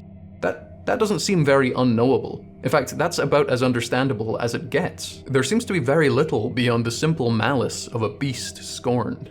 Mergo, who we only ever hear, just sort of screams and cries. There doesn't seem to be much going on there. The Moon Presence clearly has some kind of earthly agenda going on, given that it uses us as an assassin to beasts and other Great Ones alike. Having to outsource your work to a lesser being doesn't exactly scream infinite power or knowledge to me. Eden, who never even appears to us, seems to largely just want a child, another incredibly basic animal desire. And then we get to the matter of their physical forms, which some have and others lack. The ones that do have physical forms get slashed to bits by a guy called Algernon Beekeep in a matter almost identical to how Algernon slashes up man and beast. Oh, but they're multidimensional. Okay. You might be as well, for one, but simply not know it. And for two, what dimensions do you care about? All of the ones we're aware of and share with the Great Ones, they meddle in, and we destroy them in. Imagine being some grand multidimensional being and getting kicked out of one of the dimensions by some fucking mammal that hasn't figured out that washing your hands prevents infection. Yeah, you're the jack of all trades, but you're also dead in my back garden, so, you know, grow up. But truly, assuming that we exist on one plane of existence and they exist on many, who cares? They come here and they are ultimately bested. They may have a million greater planes of untold complexity and grandeur, but here, they're firmly in second place. Potentially third, depending on how you view the beasts. You might say, who cares about winning? That's an incredibly human concept that you're applying to inhuman characters. Well, again, look at Cause and the Moon Presence. They clearly care deeply about their position in the waking world. They have some degree of human-like ambition or emotion. Oh, but they create the dreams, and that's an incredible feat in itself. Okay, yeah, most humans and many household pets also create dreams, But yes, the Great One's dreams are more literal planes of existence, I'll give you that. And they can trap people inside of them and seemingly persist beyond physical death. That's not to be underestimated. And yet, all of those dreams can be dismantled by a man with a hammer. So we're not just winning at home, we can win away as well. And what's more impressive, a dream world where everything kind of sucks, or a decently sized real city with infrastructure? We may think on the basis of planes, but we're very good at it. With all this, I'm not saying they're not powerful, and I'm not being intentionally obtuse and applying some kind of Luddite view to what they are. But what I am saying is that they are substantially less powerful than how they're portrayed or revered to be. For example, their seemingly magical blood is incredibly impressive, but it's not an entirely foreign or eldritch concept to humanity. All of human medicine, both traditional and modern, is real and on Earth and doesn't require some kind of dream squid to incidentally curse us with lycanthropy. As for beings that literally produce medicines like the Great Ones, there's nothing quite on that level, but bee stings were, not that long ago, found to be able to destroy cancer cells. So let Algernon Beekeep get to work. Great Ones are not the only creatures with beneficial secretions. That's in reference to bees, not Algernon. Do not accept his excretions. Whatever he says they can do, he is lying. And then there's the matter of all of the attempted ascensions or transformations of humans to reach their level. Granted, most of these have failed, but it's still worth looking at what something in between humanity and Great One status looks like. Because to me, it looks a hell of a lot like a beast by any other name. Now again, I'm not just besmirching the Great Ones for contrarian purposes or to annoy power scalers, as much as I adore that second act, but because the Great Ones being relatively disappointing lines up exactly with the storytelling of Dark Souls 1, 2, 3, and Elden Ring. They all have the shared thread of you being effectively lied to about the gods. The difference here is that it's not necessarily the gods that are doing the lying. From what we can tell, it's just the Pthumerians, Byrgenwerth, and the Church idolizing the Great Ones because they're there and they don't fully understand them. And of course because they have some apparent symbiotic boons, despite their massive parasitic malices. For Byrgenwerth and the Church and so on, I reckon there's a bit of a fallacy about perception and insight too. Because the stat, insight, doesn't actually seem to give us that much actual insight. Just perception. Get enough of it and you can see the usually invisible amygdalas, or hear a baby cry, or see eyes on everything. We don't necessarily understand more. You might say, well, yes, but the scholars at Mensis and the choir were the ones doing the research, not us, and you're right. If you believe them. Because to me, this doesn't look like research. This looks like reverence. They've turned learning into a religion. Their entire worldview is powered by ideology and promises, not actual fact. The only successful ascension we see anyone achieve is our own, and we're entirely free of their practices and theories. I mean, there was also Rom, but, look at Rom. Does it seem like Rom's having a good time? In fact, almost every single thing the scholarly characters discovered here is less impressive and impactful than what real humans have achieved. There's that famous green text about Lord of the Rings, which says something like, "Finally, the ability to attract terrifying wraiths to my position." And that's kind of how I view many of the characters in Bloodborne. Another great example of the game's scholarly folk being relatively simple is in this note here. The sky and the cosmos are one. Sounds great and a little ominous, but the sky and the cosmos are one? Well, yeah, the ancient Greeks knew that. Most children know that. Space is up there, lads, just look at the stars. There is, in the DLC, the idea that different layers of existence exist at different literal altitudes, and that may be what they're referring to with the sky and cosmos thing. But again, the dreams are flawed, illogical, and ultimately just that. Dreams. A matter for psychologists, not astronomers. Plus, the Pthumerians who discovered the Great Ones actually went down to find them, not up. So their writing often leaves more questions than it does answers. There are quite a few notes left by folk throughout the game, usually saying something equally, if not more, ominous. Things like, "Depict the 3 icons to prove the flow of blood." Not that exactly, I stole that from someone's dream, but similar ones exist. And again, all of these notes are not written in the style of academics, they're written in the style of fanatics. I'd even go as far as to argue that the scholars did not truly pursue knowledge, but rather sensation. The fellows at Byrgenwerth craved eyes so they could see. But then what? The game even suggests that the more ascended you are, the less physical form you have. So why are they demanding more physical form? And before people say that we have no idea what they can perceive at their levels of insight, so they might be crazy, intelligent alien masterminds, keep in mind that there is one character who achieved this ascension and was gifted eyes by a higher power, if Mikolash is to be believed, and that's Rom, the character who is described as vacuous, e.g., thick as 2 planks. But hey, at least Rom can cause explosions and summon a dozen spiders. See the green text again. Also, humans, in a sensory sense, are relative dullards. Like I mentioned earlier, we lack some senses that other species have. We have worse hearing, smell, and sight than many others. We don't detect moisture or magnetism or pressure changes like others do either. But try to get a mantis shrimp to explain ultraviolet light. Get a sea slug to explain magnetism. And get a Byrgenwerth scholar to explain achinator. Good luck. Perception is not knowledge. We can always spoof perception, but you can't fake knowledge. Speaking of knowledge, let's dissect the names of the Great Ones and Great One-likes that we encounter. I've already mentioned that Rom is described as vacuous, meaning stupid, but it's not the only one with a similar name. Ebrietas, daughter of the cosmos. The word ebrietas means, in Latin, drunkenness. Mergo has many meanings, one of them being the very similar word submerge, to drown, to sink, to be buried. The amygdala is the part of the brain responsible for fear, in other words, one of the most primal or bestial parts, and the most common Great Ones that we see.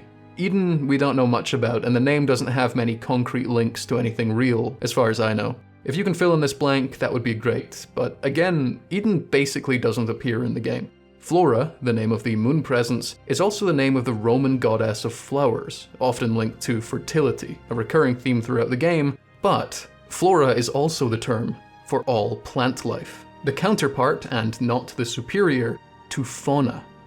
Beasts. 2 sides of the same coin. At least until that pick-me funga family came along. We get it, mushrooms. You're strange meat plants that can think. Fuck you.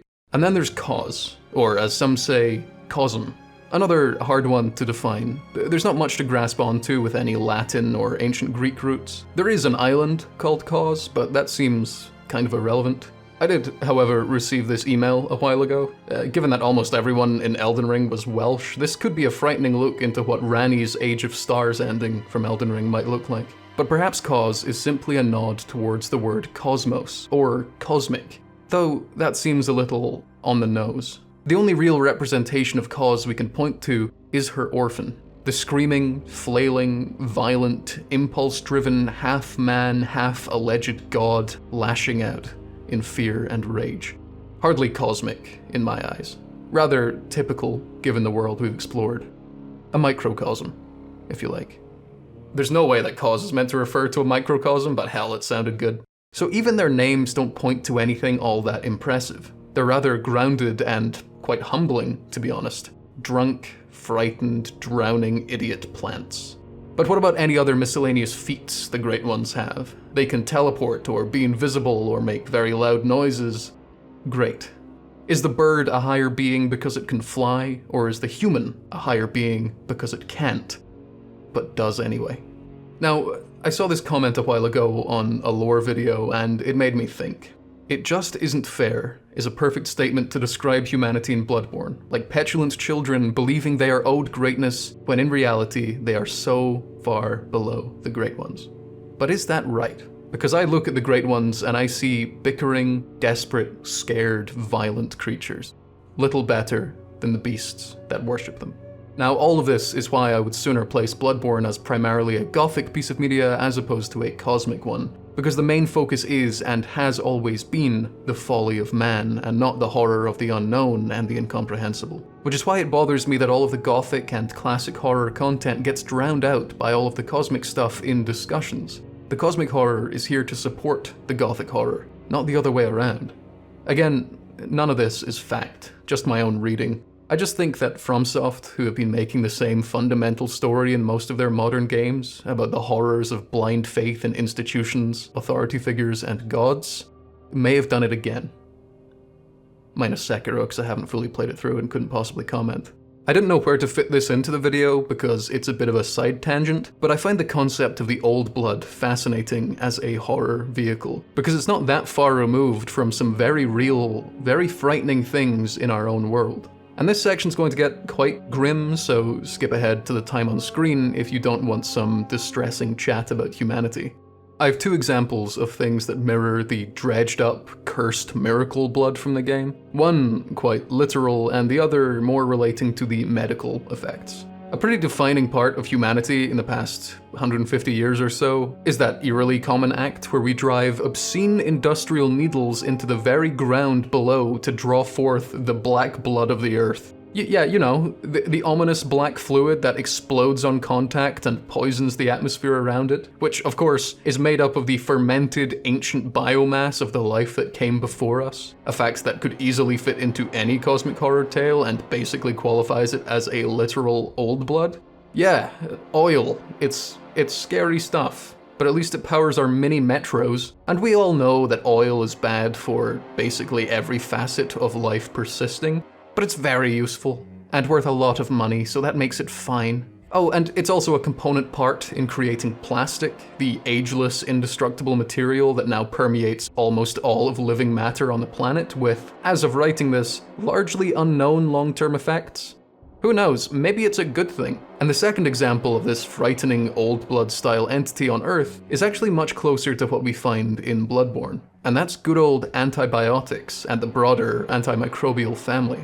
They've been used throughout history for centuries across the world in small amounts, but they really hit it big in the late 1920s when Alexander Fleming, a good Scottish boy, brought penicillin to the scientific stage. It was the single greatest medical discovery since washing your hands. Quite literally, because that was an embarrassingly recent discovery. Between general sanitary standards, penicillin and other antibiotics developed in the following years, and the increase in vaccine types and availability, the average human lifespan has doubled across much of the world. Largely due to the fact that childbirth and early infancy were no longer an extremely dangerous thing to navigate, but even into adulthood, people were no longer dying from random minor infections.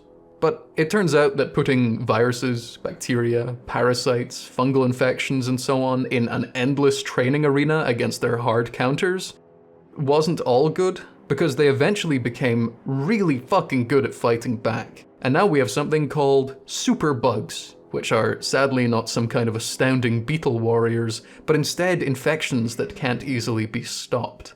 They're very much our beasts. Doctors have started prescribing antimicrobials less, and there's a big pushback against the level of their use in agriculture too, because if we kept going as we were, we may have eventually created more nightmare infections, and we don't really want that. So, you know, wash your hands. Fungi growing stronger isn't all bad, though. It turns out that quite a few different types of fungus can digest plastic. So if you have to pick between the eldritch hellblood of the depths and the invisible army of silently training super fungi, I'm picking Team Fungi every time. Go shrooms! Just in case this section has made anyone a little upset, all of the issues I've mentioned are being looked into by very smart people, and large steps have already been made to combat these problems. But make sure you do what you can to support these people, because they are still very much in the trenches and often lack funding and support. Fear the old blood. Now, if you remember from entirely too long ago, I posed the question, is Bloodborne a horror game? From what I've told you today, you'll be able to come to your own conclusions, at least regarding its superficial content. Because yes, undoubtedly, in terms of setting, visuals, aesthetics, plot, and general mood, the game's horror. It wears that fact proudly. Where you'd need to bend the rules to make Dark Souls in this sense apply, Bloodborne passes without concern. And I don't think that's a particularly controversial stance. But the reason I didn't definitely say, yes, it is a horror game at the start, is because that question is much harder to answer than you might think. Because there are two types of horror, and both matter tremendously. The first is thematic horror. And that's what this game has in spades. It encompasses everything you see, hear, and read. It's your gothic horror, cosmic horror, gore, darkness, scary spiky buildings, all of that. The second, and this is where things get difficult, is practical horror. This is everything that dictates how you explore that first layer of horror. It's the gameplay, the pacing, the systems, the balance, and this is a word I've come to appreciate greatly in my endless attempts to nail down a definition for horror, the curation. I spoke in my Dark Souls video about how one of the big things disqualifying it from horror status was its style of interactivity.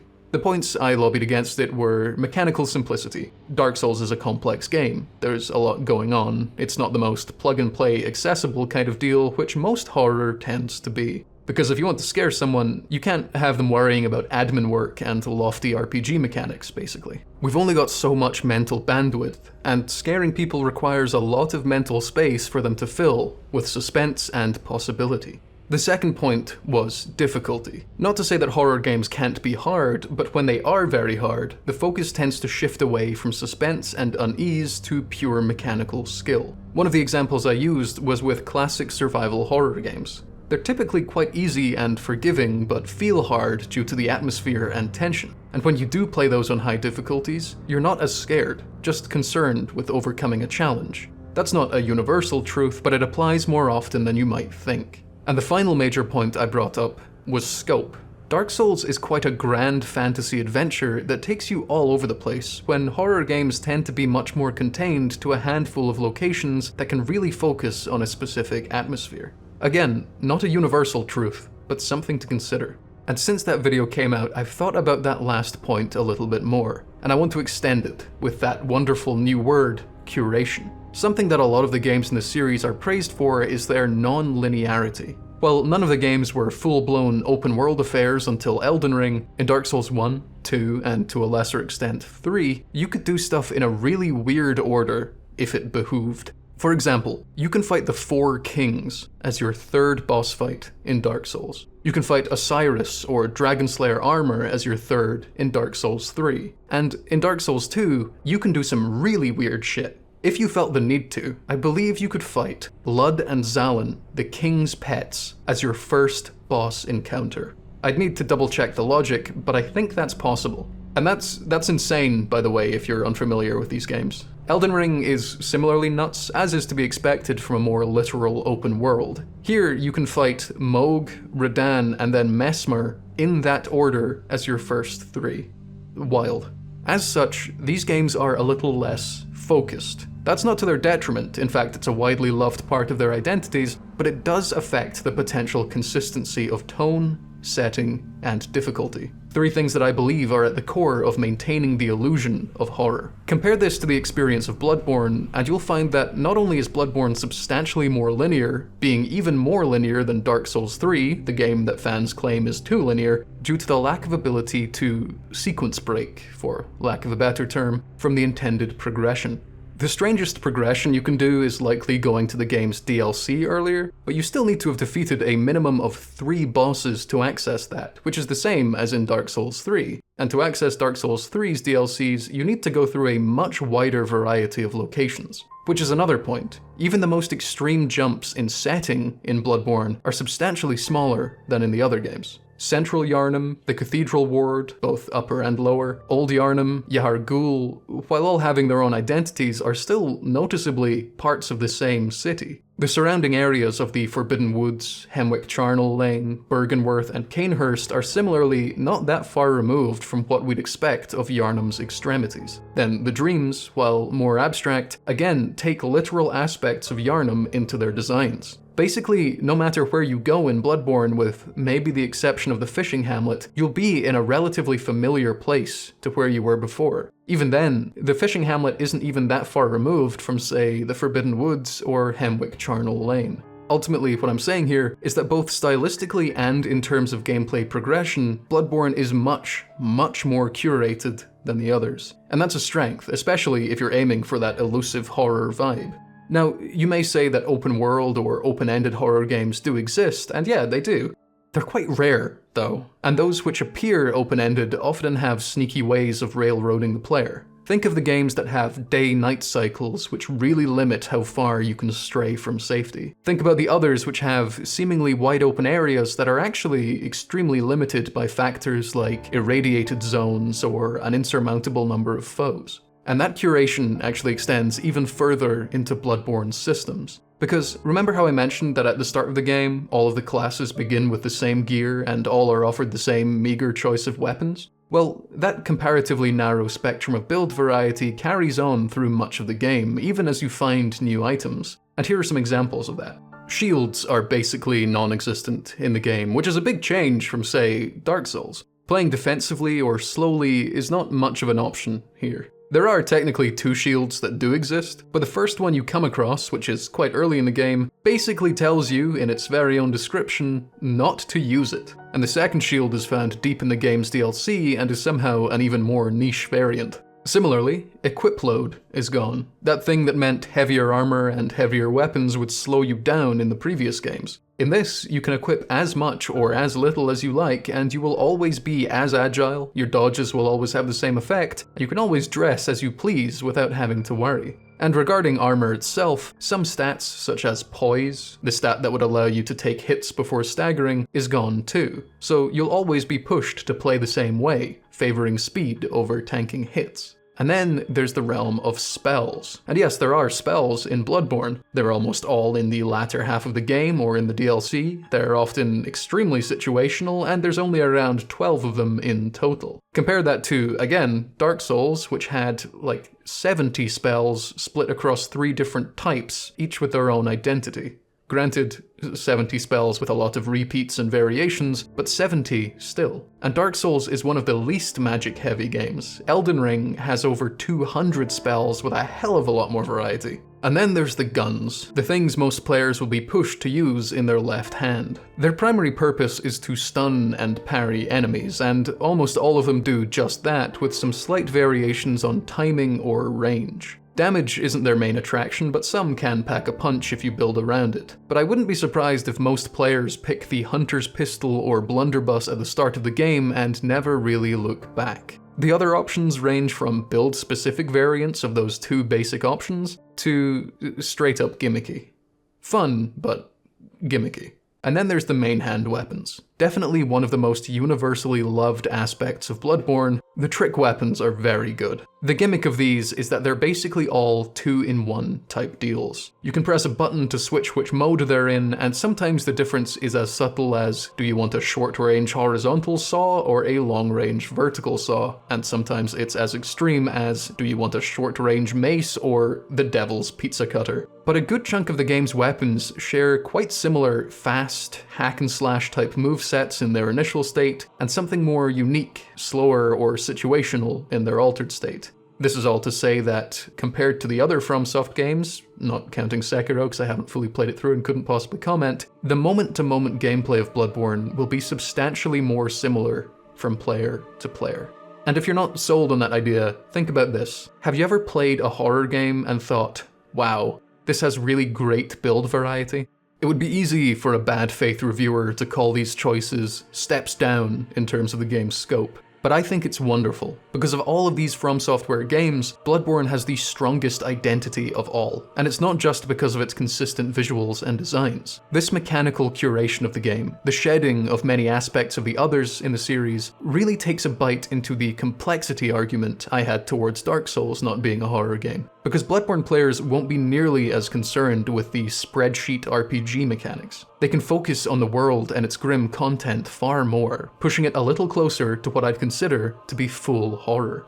But one thing going against the horror qualification would be Bloodborne's pace. Bloodborne is an incredibly fast-paced game, as some of the zones like Old Yharnam would show, as well as the focus on hack-and-slash combat that is really heavily incentivized. I never felt vulnerable in that cowering victim sense. I only ever felt vulnerable in the much more action-skewed, will they get me before I get them sense. But that could just be me. But again, fast-paced action games are rarely considered scary, which was one of the main complaints lobbied against games like Resident Evil 6 and, to a lesser extent, 5, so it's certainly something to consider. I've said something along the lines of, it's something to consider, or you should keep that in mind far too many times in this video, and I apologize, but I've meant it every single time.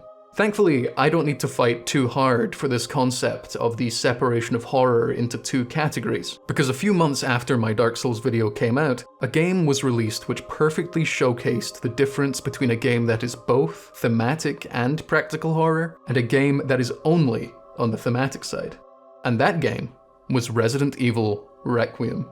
For those unaware of the history of Resident Evil, that's a series that started out as some of the purest horror games ever made, especially RE1 and 2. While not inventing the genre of survival horror, they popularized it, and much of the genre and surrounding subgenres still call back to those classic games. Then, as the series went on, starting mainly with Resident Evil 4, it became much more action-heavy until it reached RE6, where it became a Hollywood action flick with some loose horror theming, barely comparable in terms of actual horror feel. And since then, it has reset a little bit, with Resident Evil 7 being pure horror once again, and Resident Evil 8 being a tastefully more action-heavy iteration of that. But with Resident Evil Requiem, they opted against trying to find a middle ground between these two extremes, and instead, they embraced both.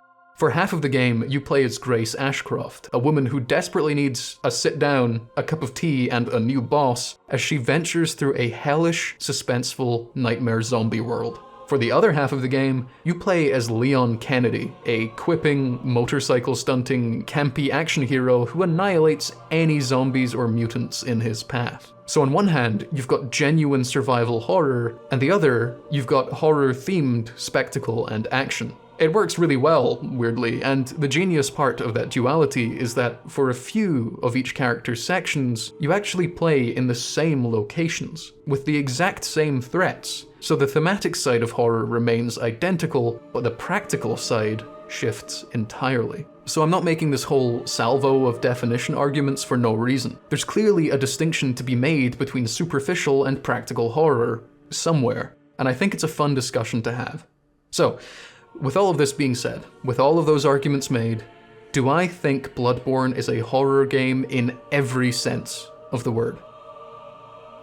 No, for many of the same reasons as Dark Souls.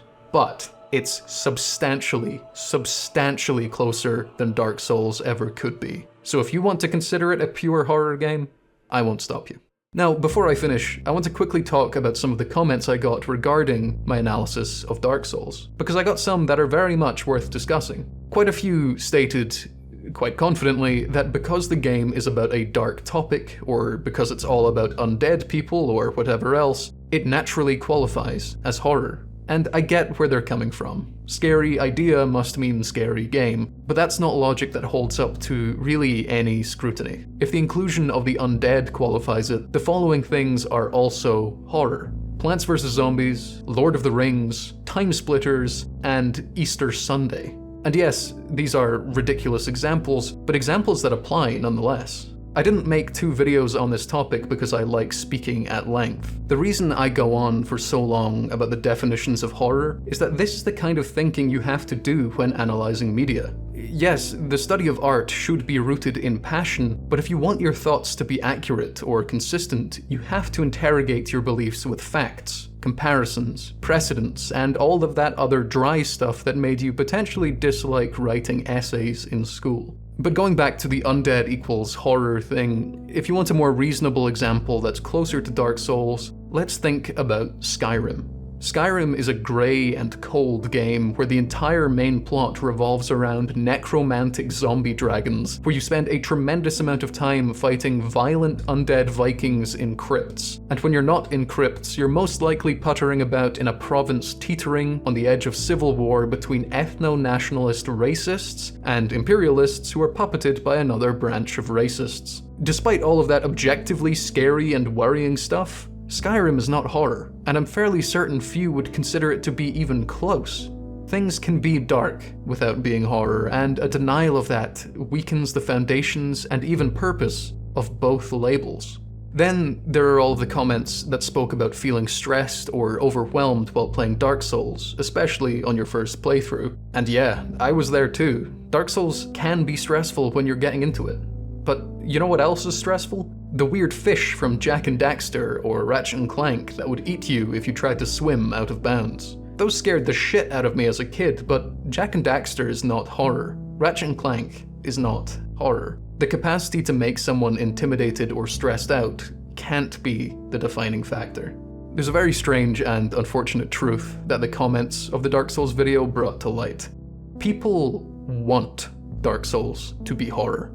I assume because they view the horror genre as a status symbol rather than a relatively practical label used to categorize media. And it's people like me, dreaded video essayists and the like, who are to blame for that, I reckon. For whatever reason, horror gets more analytical, often pseudo-analytical coverage than most other genres do, and most of the time that coverage is delivered in heavily stylized ways. That's for a few reasons, I reckon. Horror often relies on, or is entirely based around, atmosphere, which is an easy thing to replicate in videos. It might give them more of an artsy feel, but truth be told, it's one of the easiest artsy feels to achieve. Hell, most of that effort comes secondhand from some incredibly talented and generous royalty-free musicians. Shout out to Mew and Repulsive, among many others. Horror is also somewhat inaccessible compared to other genres. A lot of people don't like playing scary games, but they still want to get the same benefit from the media in more palatable ways, like in the second-hand nature of YouTube videos. This inaccessibility naturally gives the genre a certain aura that people understandably look up to. But the rather cynical truth is, horror is just the same as any other genre. It's a tag, metadata. It is, to media, what the pet food sign is in an aisle in a supermarket. We shouldn't romanticize the category, but rather what falls into it. Or in the case of Dark Souls, what falls away from it.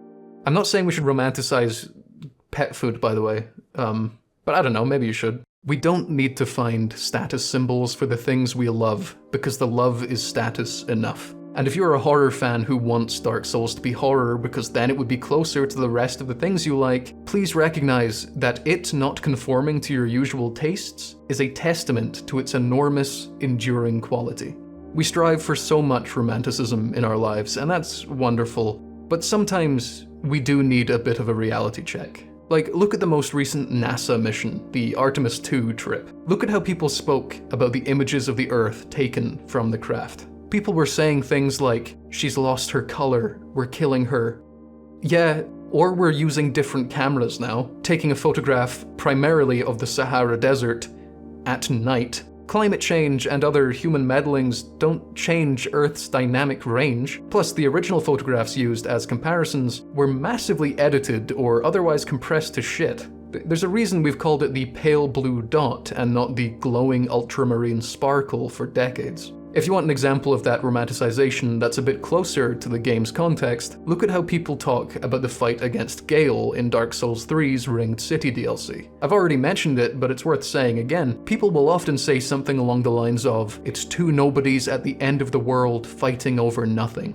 And that sounds great, poetic even, but it's factually untrue. It's a straight-up misrepresentation of what's happening in the game in the name of being quotable. And that's a shame because the actual events are equally poignant. We can be as flowery and emotional as we like when talking about art, as long as we're not misrepresenting things, because then we're just lying for the sake of our own output.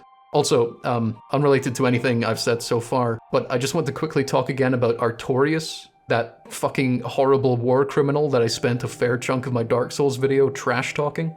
Shortly after I released that video, they added him as a boss fight in Elden Ring Night Reign's DLC, and the way they did it is quietly one of the funniest ways they possibly could have done it. So, for backstory on my thoughts on Artorias, I think he's a bootlicking fascist tool who can't even do that right, whose biggest achievements in life were attempted genocide and then dying. People love him because Kool-Aid tastes great, and he loved dogs and potentially had a wife. And everyone knows that people who love dogs and have a wife can't be evil even if they do a little bit of genocide. And I think that FromSoft fully agree with me, because in Night Reign, when a boss spawns at the end of the night, you're met with a wave of regular enemies meant to set the tone. For example, if the boss is going to be the Smelter Demon, a big stone golem guy, the enemies it will spawn beforehand will be other stone golem things. Basically, they're a little thematic preparation for who you're going to be fighting. Artorias gets quite a unique pre-fight warm-up though, because what spawns for him are several waves of unarmed civilians. And after the second wave, he's clearly getting some FOMO because he leaps down and kills a bunch of them himself. This is your hero. To him, the Geneva Convention is some kind of Swiss cosplay event. Unbelievable stuff from FromSoftware. I love it. This also makes me realize that I made a video about Artorias being the evil hand of a fascist, and then FromSoft released him into Night Rain as a bastard that kills civilians. I made a video talking about the duality of horror as a genre, and then Capcom releases the perfect example of both sides. And then I made a video about the horrific abuses of power by those who preach puritanical values. Then the Epstein files are released. I also asked Ferrari to get Lewis Hamilton a podium, and now he's had several. I'm not saying I hold infinite power, but you know, watch it. And that's more or less everything. Fuck, this video is a lot longer than I thought it would be. Twice as long as the dissertation that got me an actual degree and structured in a very similar way, weirdly. I hope it was worth your time. I actually took way more notes about the game too, a lot of stuff I couldn't fit in elsewhere. Like how a lot of people mourn the lack of successors to Bloodborne, when in reality, the games that followed it have huge amounts of Bloodborne's DNA throughout. Especially Dark Souls 3. Good lord, that game is almost the perfect midpoint between Dark Souls and Bloodborne in terms of aesthetics, enemy designs, and gameplay pace. I've also heard that Lies of P is quite similar. I haven't played that though. I will be playing it and streaming it on Twitch soon, so follow me there if you're interested. I also wrote about how nightmarish a lot of the NPC fights are, like the Bloody Crow of Cainhurst. Holy shit, if you know, you know. But ultimately, I've tried, as little as it may seem, to stay on topic for the most part. The game is just worth many words, and many words that are now better spoken by others. I've said my piece, I reckon. So with that in mind, all there is to say is, hey, Jack Sceptical, you're producing that Bloodborne movie, yeah? I'll happily play a worm or a shrimpoid or some other kind of writhing waif. I'm open to any offer. Any offer. I'm all eyes. And to the rest of you, thanks for watching.